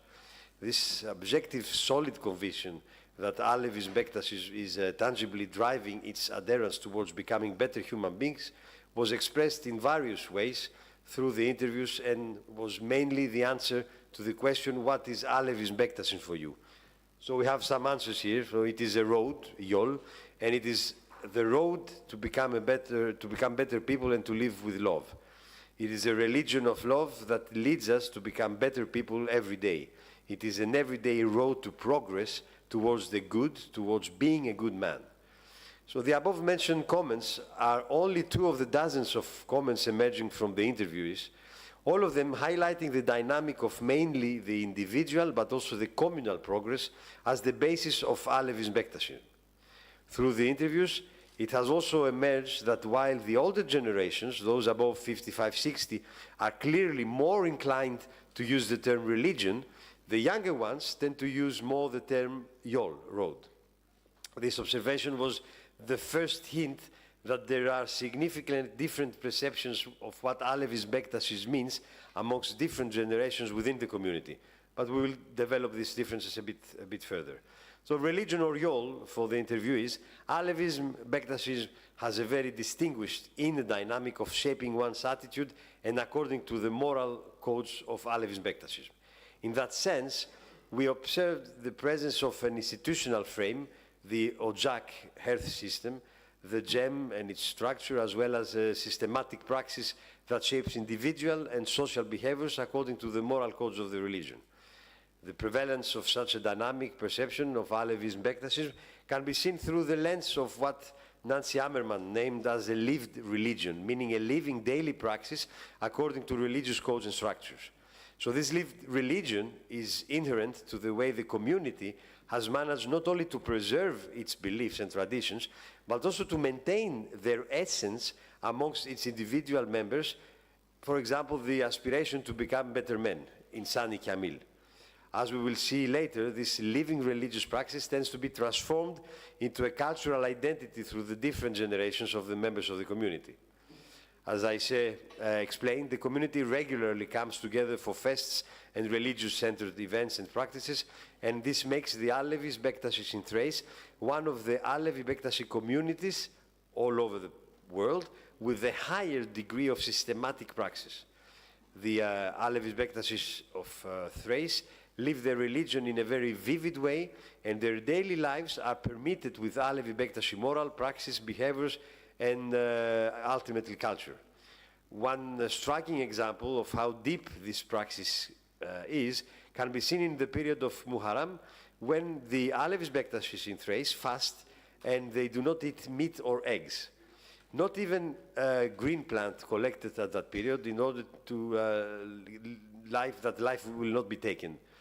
It has been observed that even small children refuse to eat meat and eggs despite the efforts of the parents. So we have parents trying to give to their children eggs and meat, and the children refuse. So to the question, what does it mean for you to be an Alevi Bektashi? The answers seem to be even more revealing of the essence that the interviewees give to Alevi Bektashism as a moral, individual, and communal compass. Some of them are here. It's the way to be human, that is always and wherever you go to be honest. We follow the footsteps of Muhammad and Ali. Do what you do with your heart. We don't look at men and women. We are all souls, Janlar. We are all brothers. We must all know each other. That is why we must all go to the gem together. And I pass you the rest of the comments. So in addition to the perception that being an Alevi Bektashi means for them to try to become better men, a very significant number of interviewees highlighted the equalitarian nature of Alevis Bektashis between men and women. For the members of the community, equality between men and women, as well as the fact that one should look and behave towards the opposite sex with a brotherly gaze, are very important. This could be explained partly through the objective importance of sex, or rather gender, equality within Alevi Bektashi, religious frame and praxis, and partly from the fact that the Alevi Bektashi community in Thrace is a minority within the Sunni majority of the Muslim minority in Thrace. Highlighting the gender equality has emerged during the last 30 years as one of the major demarcations of the community towards the Sunni majority. The community has inherited a very solid institutional structure that provides the overall frame within which the religious practice is observed. Now, the basis of the institutional structures is the ojak, the hearth. That members of the community adamantly reminded me many times that ojak comes from the place where we cook, it's the sort of kitchen, and symbolically it means that it cooks people, so that it makes people better. This the ojak, the hearth system, is undoubtedly a Kizilbash and Alevi structure. This seems to be the traditional structure of the community based on large family lineages. As I mentioned before, we have these villages. In every village there is one ojak, or in some villages with bigger number of people, you have two ojaks, two hearths. So according to oral history, unfortunately it was not possible to me to conduct research in archives. All memories point towards the fact that the spiritual head of each ojak, the murshid of the day, has always been chosen by the members, and on the basis of merit and selection, according to the Babaan system, and not on lineage from father to son, according to the Jelebi system. The organizational head of each ojak is the himat. Now, the interesting thing here is that according to interviewees, there were also cases of Chelebi system where the delik was transmitted from father to son, but that was not possible to be confirmed by other interviewees. Now, the murshid choose their head, who is called the Bashtede, while there is no transmission based on lineage for the post in the gem. We heard Aisha before referring to the religious liturgy of the gem and certain positions. Now, however, we can already spot one of the many pieces of the fascinating richness of the Alevi Bektashi community in Thrace. While the transmission is based on the Babaan system, the Murshid has to visit every 2-3 years the Haji Bektas headquarters in order to take the confirmation, the Ijazet Nameh, and have the ceremony of Touch Okutmak. And by doing so, he becomes holy through the Chelebi system. Now, twice a year, in April and September, there is a special gem amongst the Murshid in the Sayyid Ali Sultan Tekesi, where the Bashtede gives his confirmation to all the Murshid, and after this ceremony, the Murshid can go back to their own ojak and gem. According to the interviewees, this legitimation from Haji Bektashis Center makes the Murshid a spiritual member of the Ehli Beit family.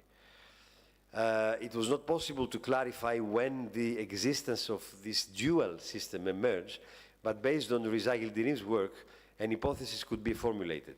As Yildirim argues that within the wider frame of what can be named Balkan Alevi Bektashis, communities such as the Alevi Bektashi community in Thrace are the remnants of the villagers who remained in the spiritual sphere of influence of Bektashi dervish lodges. It is understood, writes Yildirim, that these communities, which had shaped their religious organization based on the dervish lodges in the region until the closure of the dervish lodges in 1826, were left without a head after the closure of the dervish lodges. They solved this problem with the dedes they chose from amongst themselves and have managed to survive to this day.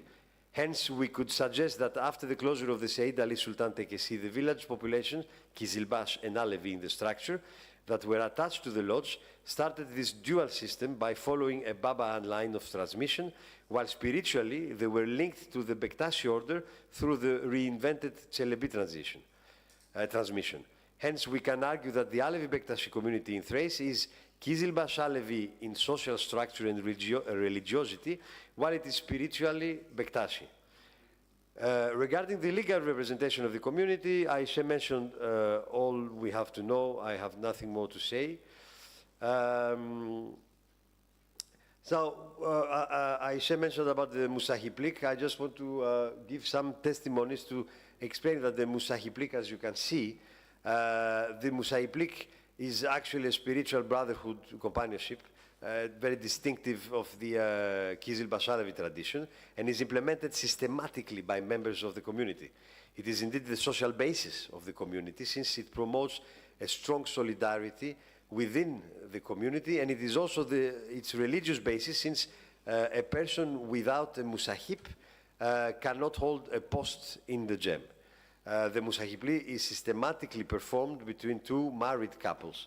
In general, it seems that the members of the community tend to choose their musahib from the same ojak, but this is not the rule, since there are cases where musahibli can be couples from different ojaks. So throughout the interviews, it has become evident that the members of the community are very adamant in keeping this tradition, and that the institution of the Musahiplik has a very strong significance in their lives.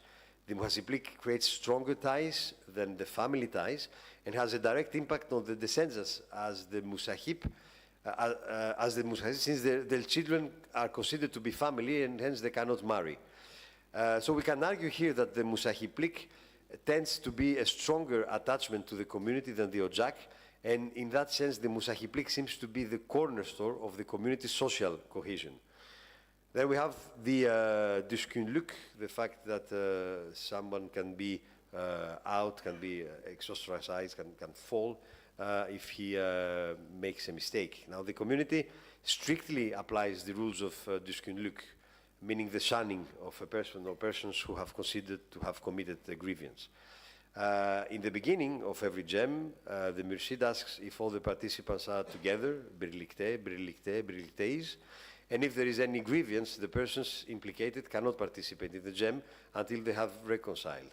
According to the interviewees, there have been some cases of shunning during the last years. I mean, and even before, it always happened. So again, the rules of the Düşkünlük have emerged also as a very strong factor of social cohesion. So the religious practice, Aisha talked about it, I have nothing more to add.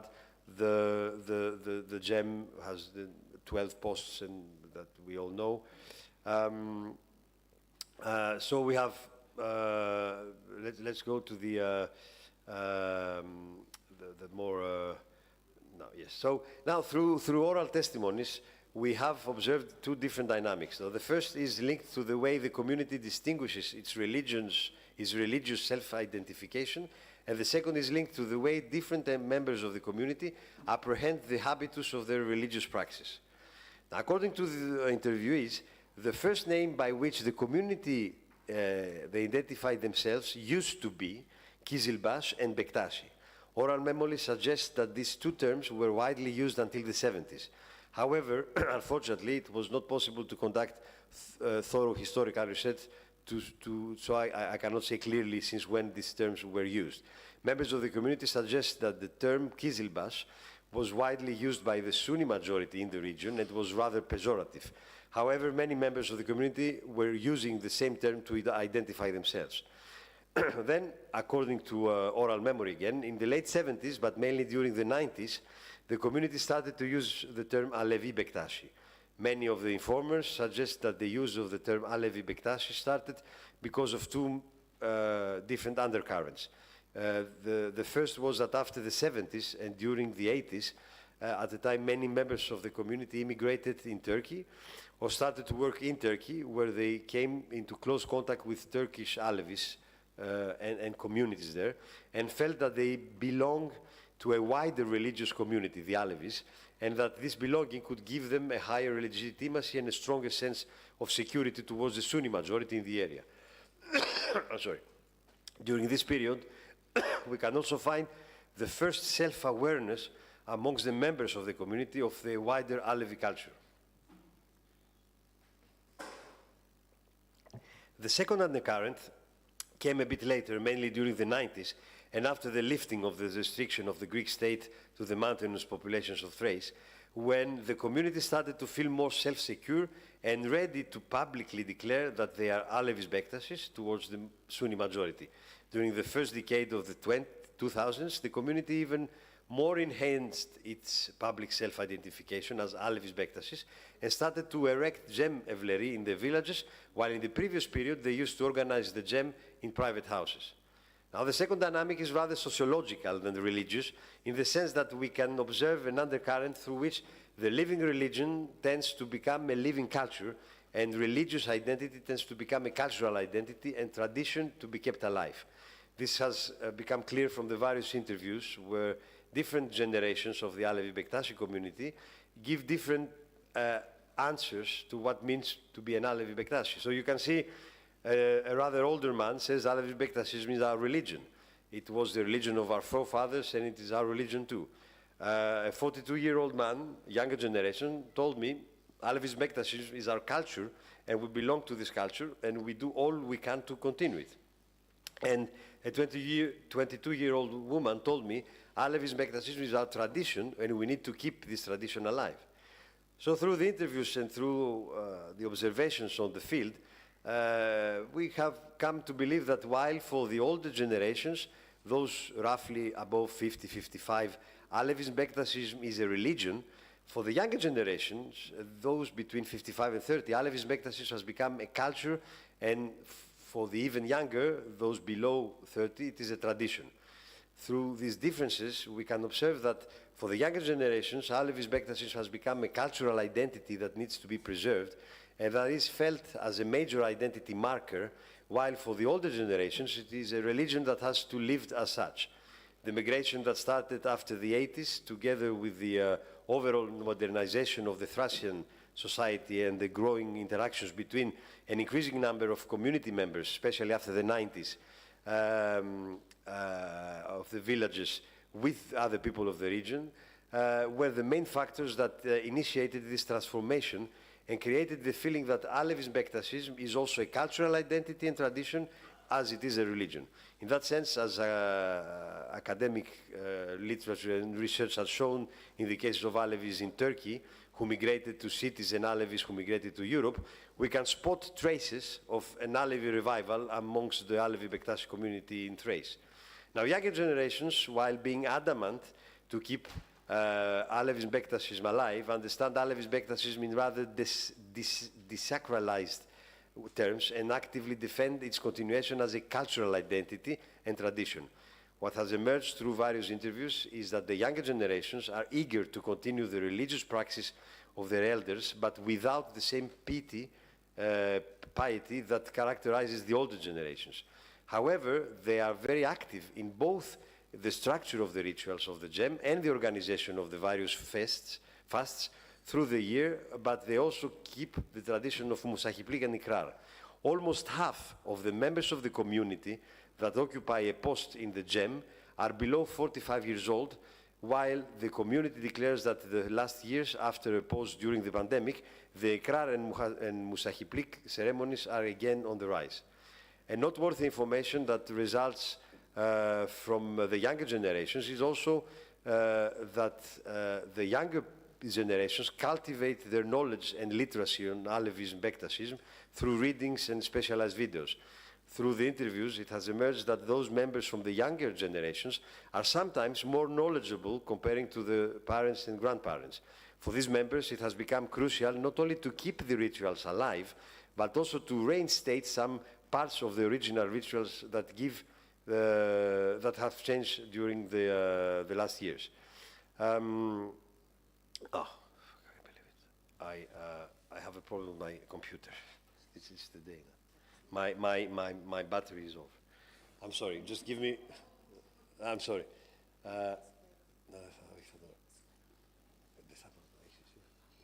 Just give me one moment. I'm really sure about that.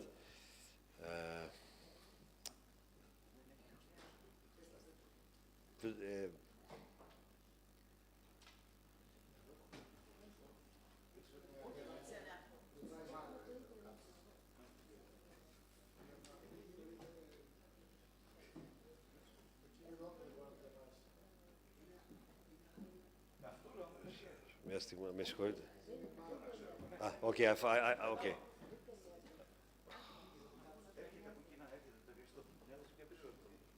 Okay, I have it. I'm sorry. Yeah, I'm terribly sorry about that. All right. Okay.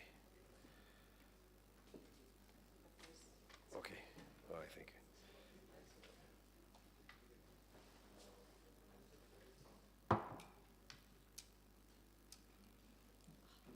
No, it's okay. Thank you. So I'm sorry. So let's. Yeah, so what is noteworthy through the interviews with the younger generation is also the fact that, as I said, younger generations are very keen to know more and to educate themselves as Alevis, Bektashis. So it is impossible to give any precise numbers, but field observation points towards the fact that, as Aisha already highlighted, there is a very big number of young Alevi Bektashis actively working and participating in the organization of the various fests, and this independently of having taken the Ikrar or not. Younger generations are engaged also with Alevis Bektashis, and despite the fact that many of them live and work outside the villages, but they still come during the weekends or whenever they can. Another very important practice that we observe in this community is how important the Ikrar is, how important it is the initiation to become an Alevi. This tradition is kept very authentically, and there are strict rules because, in opposition to what happens many times in Turkey or in Germany, only people who have given the Ikrar, who had been initiated, can enter the gem. No one else. So once again, we see that the traditions are kept alive. So let's come to the conclusion. Is that the gradual metamorphosis of the self-identification and self-awareness of the Alevi Bektashi community in Greece have operated in the background of a very regular religious praxis and within the social and religious bonds of the Ocak structure, the Ikrar and the Musahiplik. The regularity of the ceremonies and the fests, as well as the Ikrar and the Musahiplik, seem to have guaranteed the transmission of both the traditional characteristics and the essence of Alevis Bektashis, and that they continue to do so. In that sense, and according to UNESCO's definitions, we can argue that Alevis Bektashis in Greece, in Thrace, in addition of being a lived religion, is also a cultural heritage that has to be protected, and the best way to protect it is through the official recognition of Alevis Bektashis as an independent religion. This recognition will not only preserve and enhance the ongoing religious and cultural structures and practices of the Alevi Bektashi community in Thrace, but it will also give a new frame within which the community will be able to face the challenges of the ongoing sociological changes and mainly the gradual migration of its younger generations to the cities. Thank you very much.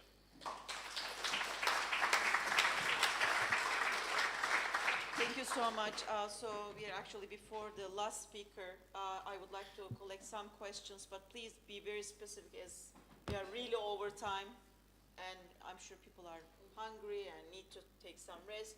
Please be as specific as possible while the new presentation is getting ready. Questions, comments, suggestions? No? No. I'll ask a question if you don't ask. So, comment? Okay, go. Take the mic. Yeah. Oh, here, it's mine.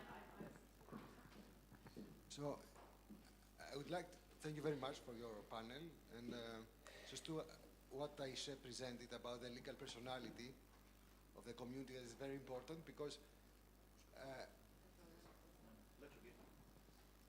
να μιλήσω ελληνικά, ίσως, ναι. Και μετά θα τα πω. Ωραία.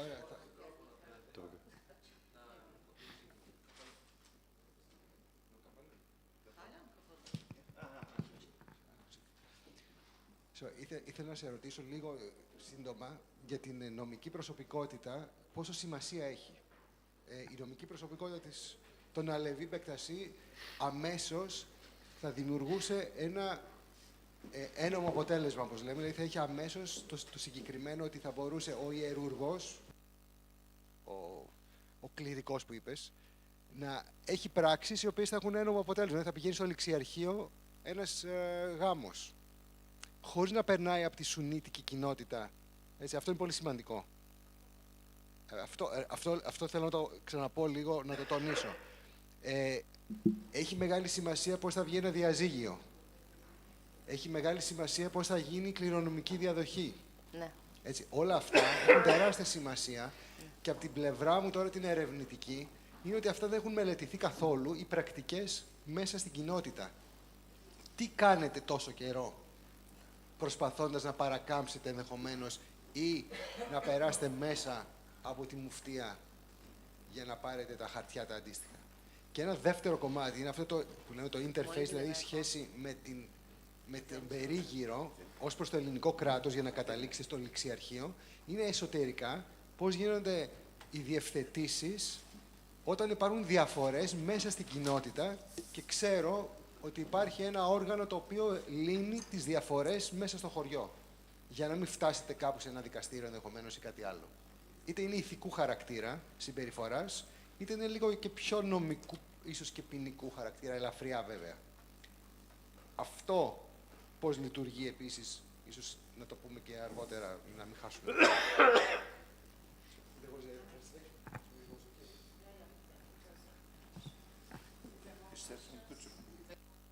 Okay, yeah.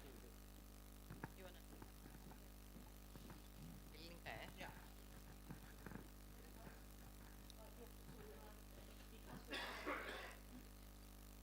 Στην ΑΙΣΕ θέλω να ρωτήσω. Με ενδιαφέρει πολύ η τοποθέτησή σου ως προς τις γυναίκες. Βλέπαμε ότι στην προηγούμενη γενιά όλες οι γυναίκες του ορεινού χώρου είχαν τόσο πολύ κομφορμιτέ, είχαν αποκτήσει μια τέτοια, με τέτοια προσπάθεια να μην κινούν σε αντίθεση με τον ομό Ξάνθης. Εδώ πέρα όλες ήταν ντυμένες με το φερετζέ, μαυροντυμένες. Μέχρι ποια ηλικία αυτό συμβαίνει? Οι νέες γυναίκες έχουν τέτοιες τάσεις ομογενοποίησης, ας πούμε, με την κυρίαρχη αντίληψη για τη μουσουλμάνα γυναίκα?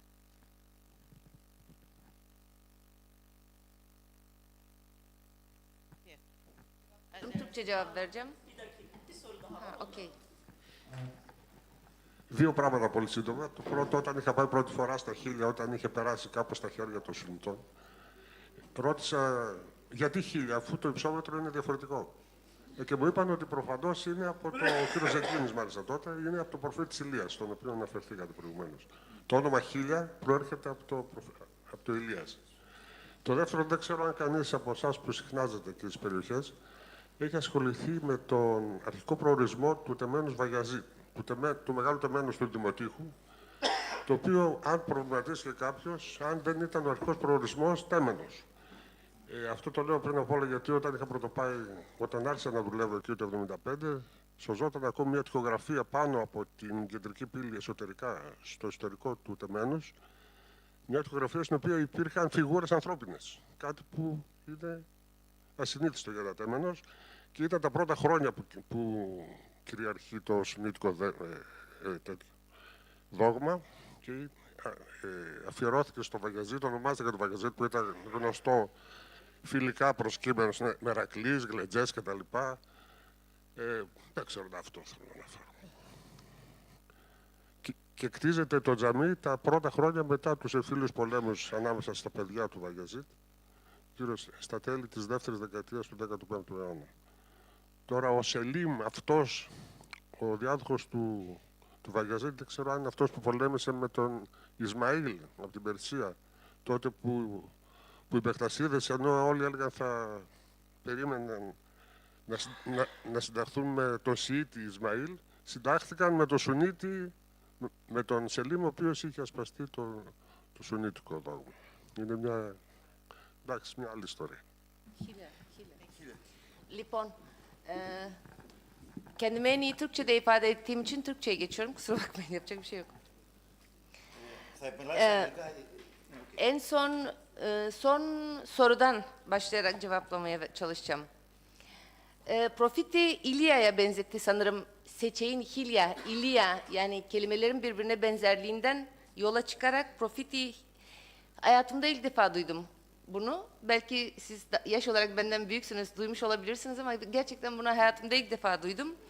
Şimdi bizim inandığımız yani Yunanistan'da yaşayan bizlerin yazılı hiçbir kaynağımız yok. Bizim bildiğimiz her şey yaşlılarımızdan, atalarımızdan duyduğumuz sözlü kaynaklar.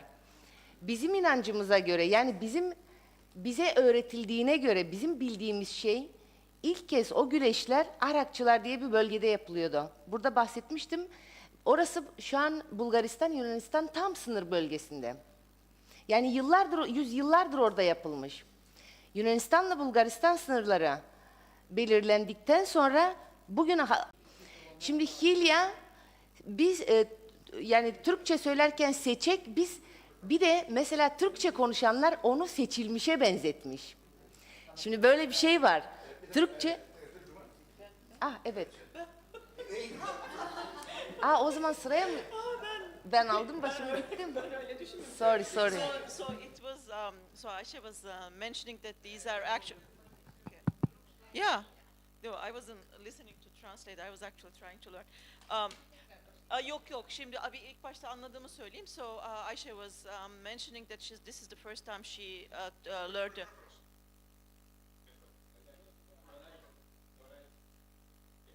Okay, what's going on now?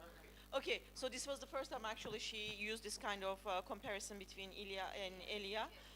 Because she says that it's not their tradition is not a written tradition. It's basically an oral tradition. So based on what they heard from their ancestors, there is no. It's not one of things that she actually heard from their ancestors.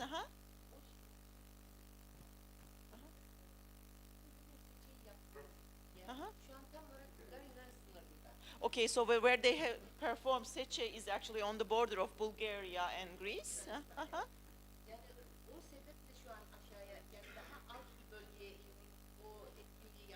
So this is why they are, this is the reason why they are actually descending to a lower altitude place. And this is the main reason.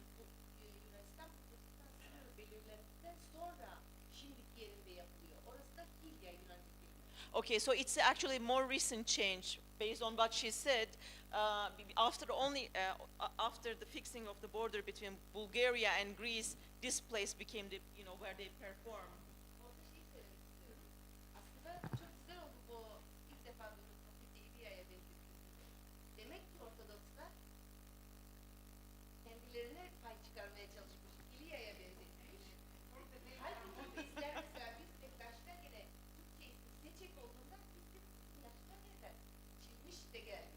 Okay. So, she's talking how different groups actually strategize on this, etymological games. Basically, she says, they are using different kinds of, for example, from their side, it sounds more like to be chosen, seçilmek, whereas on the other side, the term resembles to Prophet Ilya. Yeah. More questions?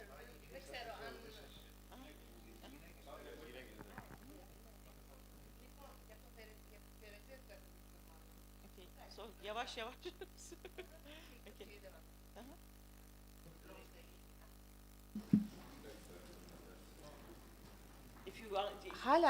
Hala bile mesela özel günlerde çok yaşlılarımız o özel günün anlamına şey olarak giyebiliyor yani.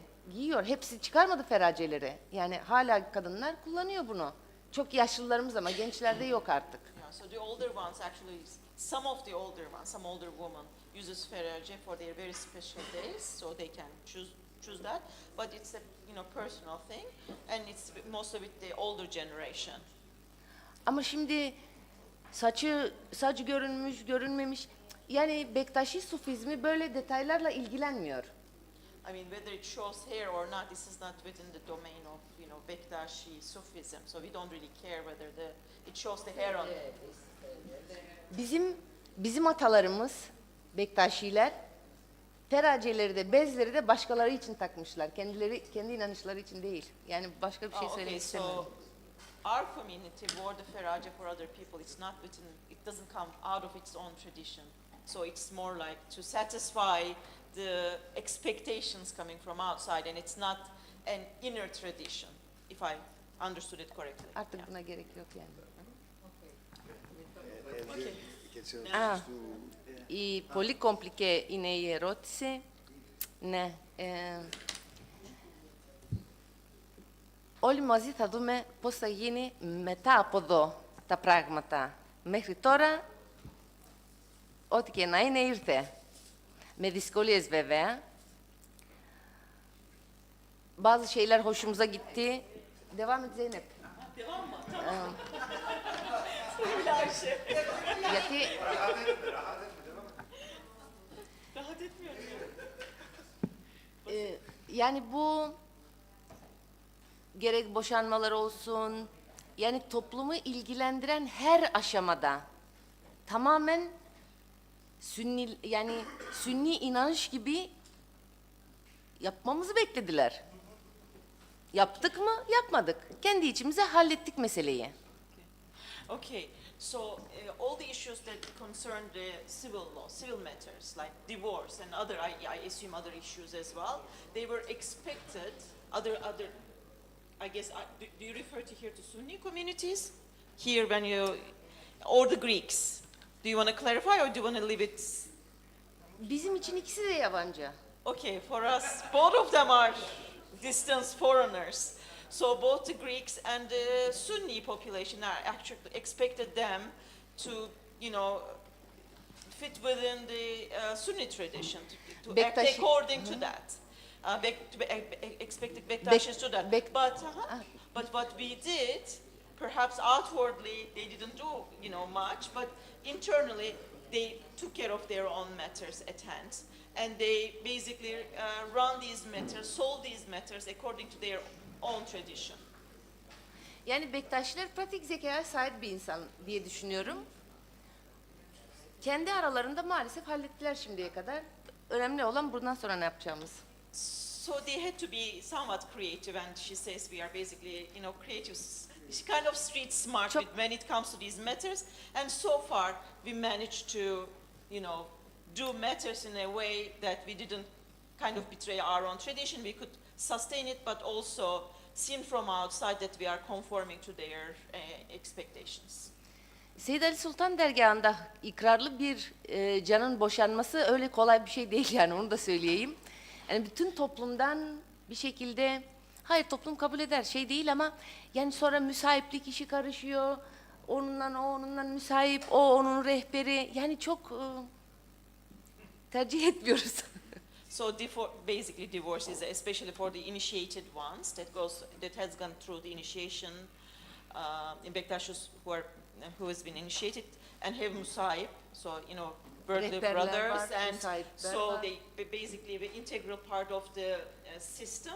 It's very difficult to have actually divorce. This is not a preferred act by the community because it really complicates things because everybody is connected to everyone through these basically brotherhood and you know sanctuous relationships. Okay. I think we really need to finish this part. We'll continue and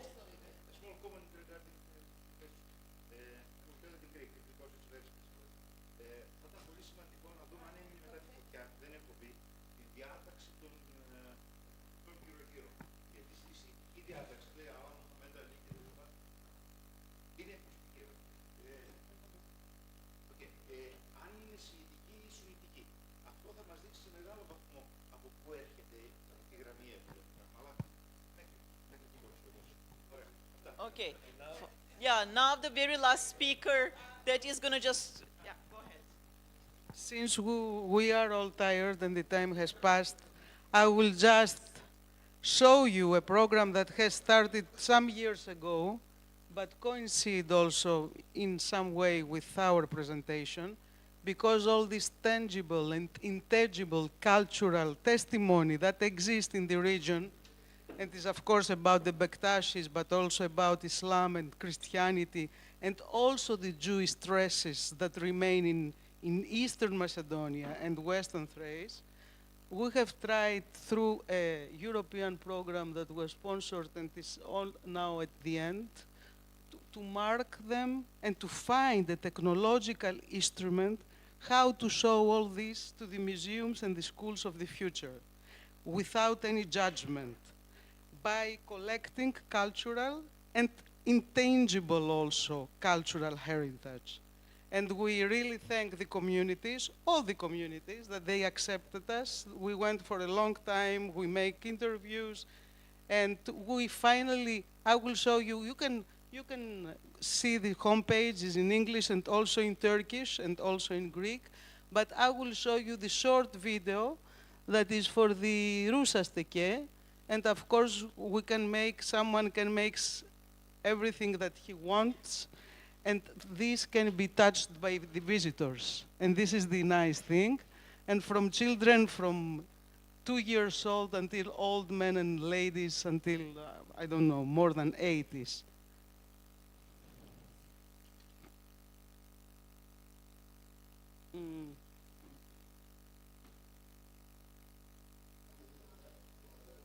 This was presented last week here in MOHA, because MOHA was a partner too. This is the sacred tree at Rousastekes. We have also 360 photos that the visitor can see, small texts relating to every, let's say, monument. A lady singing a Pomak song in Pomak language, and many, many photos from the Kurbans in the area and the Hilia also. And there we had the opportunity also to find old photos from the 90s by a photographer, Fani Sari. So she offered to us, so we compared the past with the present. And we have also for Hilia fighting, and here are the DVDs, the 3D, that someone can play with the 3D.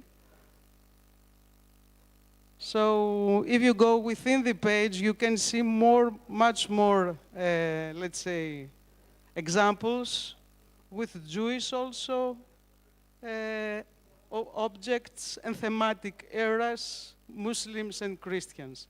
Thank you very much and enjoy your lunch.